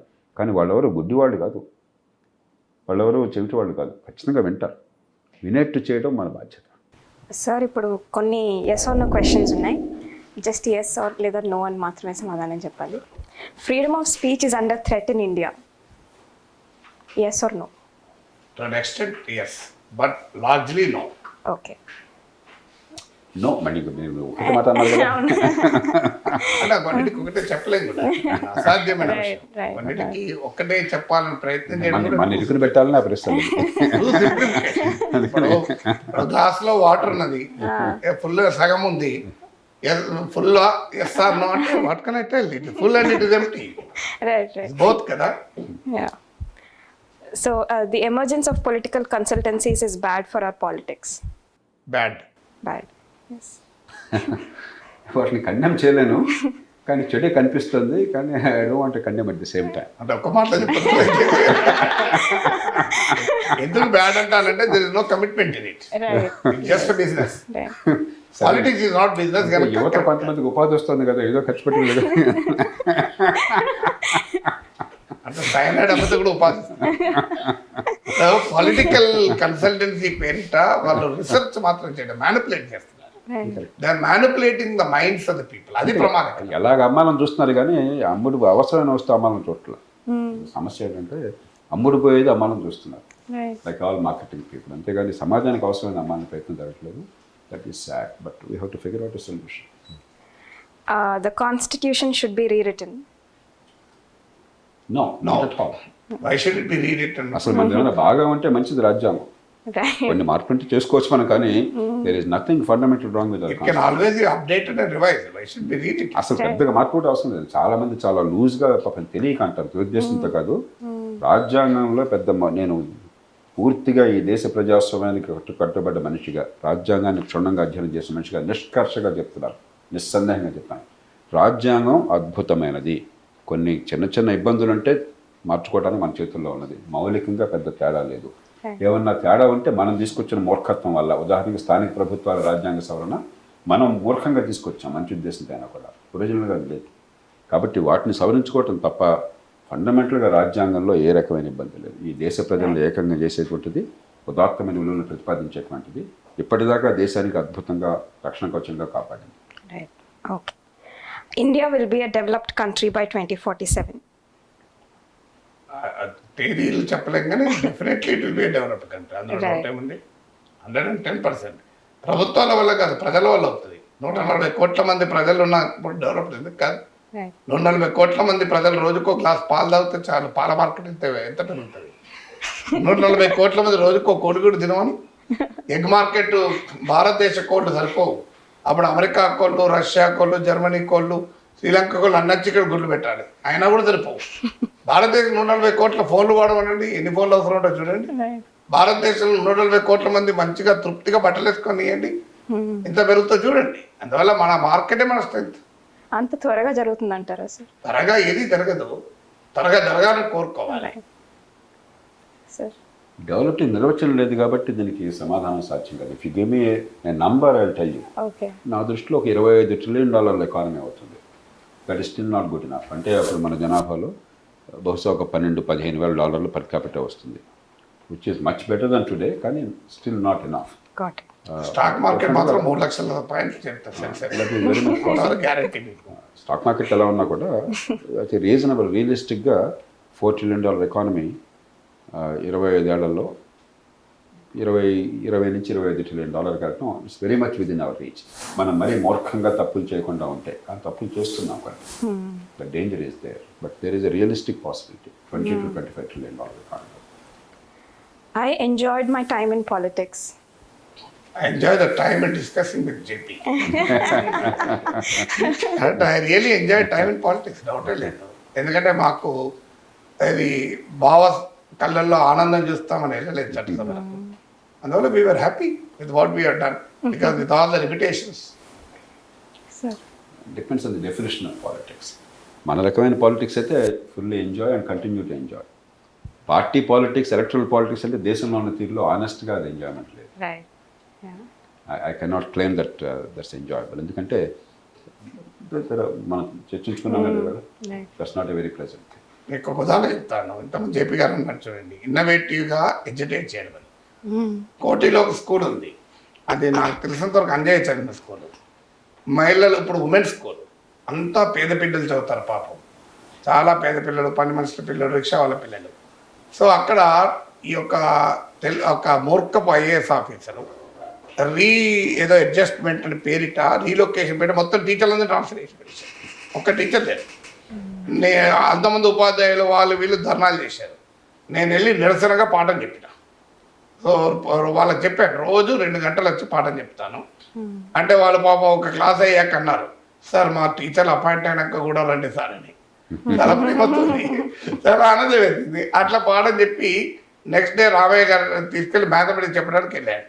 ముందే అనౌన్స్ చేశాను, ఇప్పుడు నేను చెప్పాను రేపు రామయ్య గారితో వచ్చి మ్యాథమెటిక్స్ చెప్పిస్తాను అని. బిలీవ్ మీ, నెక్స్ట్ డే నేను పోయే వరకు రామయ్య సార్ అండి ఏమి నాగేశ్వరం టీచర్లు అందరూ ఉన్నారు కదా అన్నాడు. ఎందుకంటే 11 మంది టీచర్లు అపాయింట్ చేశారు. కారణం ఏంటంటే నెక్స్ట్ డే మార్నింగ్ మీడియాలో వచ్చింది, కొత్త దినం కదా, పాఠాలు చెప్పిన ఎమ్మెల్సీ నాగేశ్వరరావు ఫోటోతో సహా వచ్చింది. అది పేపర్లన్నీ ముఖ్యమంత్రులు మానిటర్ చేస్తారు కదా, ఏంటయా ఏమైంది అంటే ఇదంటే అదే పిచ్చి పని ఎందుకు చేస్తారని చెప్పి అంతకుముందు క్లర్క్ కూడా లేకపోతే క్లర్క్ను కూడా ఫైట్ చేశారు. అందువల్ల ఇన్నోవేటివ్గా పబ్లిక్ లైఫ్ను ఉపయోగించుకోగలిగితే చాలా మార్పులు చేయొచ్చు, చిన్నయా పెద్ద అని. అందువల్ల we enjoyed in politics in terms of legislative life. ఎందుకు you could do small difference in life so that people can comment about them. Right, right. There is no need to fear artificial intelligence. Don't fear technology. Play with the technology. Right. Why should you fear? Fear with the computer. What is this fear? You should play with the technology. Right. So, As a problem, natural intelligence తోనే fear కావాలి. కొంతమందికి తెలియ ఎక్కువైపోయి problem అవుతుంది సమాజం. Yes I agree. right. Sir so కొన్ని audience questions ఉన్నాయి, మీరు వస్తున్నారు అని చెప్తే ఇంటర్వ్యూ ఆర్గనైజ్ చేస్తున్నామని చెప్తే కొన్ని క్వశ్చన్స్ పంపించారు. Sir so the amateur photographer is asking how to educate people not to trust the news blindly. వార్తల వెనకాల ఉన్న వాస్తవాల్ని అర్థం చేసుకునే ప్రయత్నం చేయండి. దేన్ని చూసిన ప్రతిదాన్ని చదివిన ప్రతిదాన్ని నమ్మకండి. రైట్. సార్ ఎనీ అలాగే కామెంట్స్? సమాధానం ఆనెస్ట్గా చెప్తున్నాను. ఇప్పుడు ఇందాక నాగేశ్వర అన్నట్టుగా మనిషి కుక్కను కరిచాడని చెప్పంటే 1,000,000 మంది చూస్తారు. నాగేశ్వరి చెప్పి కొట్టుకున్నారని చెప్పంటే నిజం అబద్ధం ఆలోచించకుండా వెంటనే వాళ్ళ మీద వ్యాఖ్యానాలు వచ్చేస్తాయి. అలాంటి దీనిలో హౌ టు ఎడ్యుకేట్ అన్నది మనం వాళ్ళకి చెప్పగలం, అయ్యా ఆలోచించండి మీ గురించి ఆలోచించుకోండి అని చెప్పగలం. కానీ నేను చేసే పని కొంచెం కవర్డ్ చేసే పని. ఈ న్యూస్ కంటే దూరంగా ఉంటాం. పత్రికలు చూడడం, టీవీ చూడడం, పట్టించుకొని ఏం జరుగుతుందో అది బహుశా అందరికీ పనికొచ్చేది కాకపోవచ్చు, కానీ మరీ ఎక్కువగా పట్టించుకోబోకండి. మీ జీవితానికి పనికొచ్చేది మాత్రమే పట్టించుకోండి. ఇది ఒక అధికార క్రీడగా భావించి మీరు ట్రైబల్ వార్ఫేర్లో మీరు భాగస్వాములు అయిపోకుండా నీ జీవితాన్ని పనికొస్తుంటే పట్టించుకో, లేకపోతే ఇగ్నోర్ చేస్తే బహుశా పరిస్థితి బాగుపడుతుంది. అంటే మన దేశంలో కొన్ని పదాలు రాంగ్ పదాలు వస్తాయి. ఫేక్ న్యూస్ అంటారు. నాకు ఇప్పటికీ అర్థం కాదు. If it is news it can't be fake, if it is fake it can't be news, as simple as that కదా. కానీ మనం ఫేక్ న్యూస్ వాడతాం. అమానుషంగా అత్యాచారం చేశారంటారు. అంటే మానవీయంగా అత్యాచారం ఉంటుందా? అత్యాచారమే అమానుషం. కానీ మనం యాడెడ్ ఎంఫసిస్ కొరకు చేస్తుంటాం. సో ఫేక్ న్యూస్ అనేది it is a very wrong word. There is fake info, there nothing like a fake news. Sir ఇంకో ప్రశ్న, తెలుగు ఏథీస్ట్ అడుగుతున్నారు, డెమోక్రసీ కంటే బెటర్ సిస్టమ్ లేదా సార్? ఇప్పటివరకు అయితే లేదు. మానవ నాగరికత ఎవాల్వ్ చేసిన అత్యున్నత రాజకీయ వ్యవస్థ డెమోక్రసీ. అంటే how do you define democracy, how do implement democracy, what is the content of democracy, what is the form of democracy, we can debate. But democracy with all its limitations is always better than dictatorship. Sir this requires more nuanced answer. అన్క్వాలిఫైడ్గా చెప్పలేం. Plato చెప్పింది philosophers are kings are philosophers, there is no need for laws అని చెప్పాను. తత్వవేత్త రాజే తత్వవేత్త అయితే చట్టం అక్కర్లేదు. బహుశా ప్రపంచ చరిత్రలో అలాగ తత్వవేత్త రాజు అయి నిలిచింది 2 ఉదంతాలు ఉన్నాయి గత 100 ఏళ్లలో. అశోకుడు అవి మనకి చరిత్రలో చూసినంత మనకు తెలీదు. ఒకటి Lee Kuan Yew, 2 to some extent చైనాలో డెంగ్ సియాపింగ్. కానీ ఇద్దరు నిజంగా సమాజాన్ని మంచి మార్గాన్ని నడిపించిన వాళ్ళు, గొప్ప మంచి చేసిన వాళ్ళు ఉంటే 200 మంది దేశాన్ని దోచుకున్న వాళ్ళు, సమాజాన్ని నాశనం చేసిన వాళ్ళు చెప్పొచ్చు ఆ నియంత్రణ. కాబట్టి వీ కెనాట్ ట్రస్ట్ దట్. ఎందుకంటే తత్వవేత్త నిజంగా రాజు అవ్వటం సాధ్యం కాదు, చాలా అరుదుగా జరుగుతుంది. తత్వవేత్త రాజు అయితే రాజుగా నిలబడలేడు, లేదా తత్వవేత్తగా కొనసాగలేడు. ఒకసారి అధికారం రాగానే తలబరువు పెరుగుతుంది, తాత్విక చింతన పోతుంది. ఒకవేళ వాడు తత్వవేత్తగా కొనసాగిన ఒకటి జనం వాడు మాట ఉంటారని గ్యారెంటీ లేదు. అధికారంలోకి వచ్చిన మాత్రం చేత సంతకాలు పెడితే పనులు జరగవు, జనం వినాలి కదా. అంచేత మనకి చర్చిలు అంటే ఈ దేశంలో చాలామందికి ఇష్టం లేదు, ఎందుకంటే ఆయన ఇంపీరియలిస్ట్ అని చెప్పిన కారణంగాను. కానీ ఆ కారణంగా చెప్పిన ప్రధాని తిరస్కరించక్కర్లా. Democracy is a terrible system, కానీ all other systems are even more terrible. కాబట్టి ఇంకో ప్రత్యామ్నాయం లేదు. రొమాంటిసిజం అక్కర్లేదు. అట్ ద సేమ్ టైం అది తప్ప ఇంకా వేరే మార్గం ఉందనుకోవడం చాలా పొరపాటు. ఓకే సార్, ఫైనల్గా Kanakala Mallesh, he said both of you are highly intellectual, but why is it that your opinions don't match in most of the cases? ఈ ఇంటర్వ్యూ చూడమని చెప్పాను. If you still ask that question after seeing this interview, then we'll come back and answer it. Okay. I don't think we'll ask this question. Sir, అంటే మీకేదైనా మనకు చాలా మంది ఏం చేస్తారంటే ప్రతి మనిషితోని అంగీకరించాలనేది రాంగ్ ఆలోచన. Right. ప్రతి మనిషితో అంగీకరిస్తే ఆ సమాజం టోటల్ ట్రైన్ అవుతుంది. ప్రజలు డిఫర్ కావాలి. వెల్ ఎడ్యుకేటెడే కాదు, లీస్ట్ ఎడ్యుకేటెడ్ డిఫర్ కావాలి. విభేదించడం వేరు, గౌరవించడం వేరు. జేపీ గారితో కొన్ని విషయాల్లో అంగీకరించవచ్చు, కొన్ని విషయాల్లో వ్యతిరేకించవచ్చు. అనుభవంలో తేలుతుంది ఎవరిది రైట్ అని. సో అందువల్ల మనకు విభేదాలని మనం చూస్తాం, ఏకాభిప్రాయం చూడం. దురదృష్టం ఏంటంటే ఏకాభిప్రాయం అవసరము, విభేదించడం కూడా అవసరం. ఎందుకంటే ఆలోచనలు సంఘర్షిస్తేనే కొత్త ఆలోచనలు పుట్టాయి కదా. Okay okay sir, thank you thank you thank you thank you so much. Sumalatha. Thank you.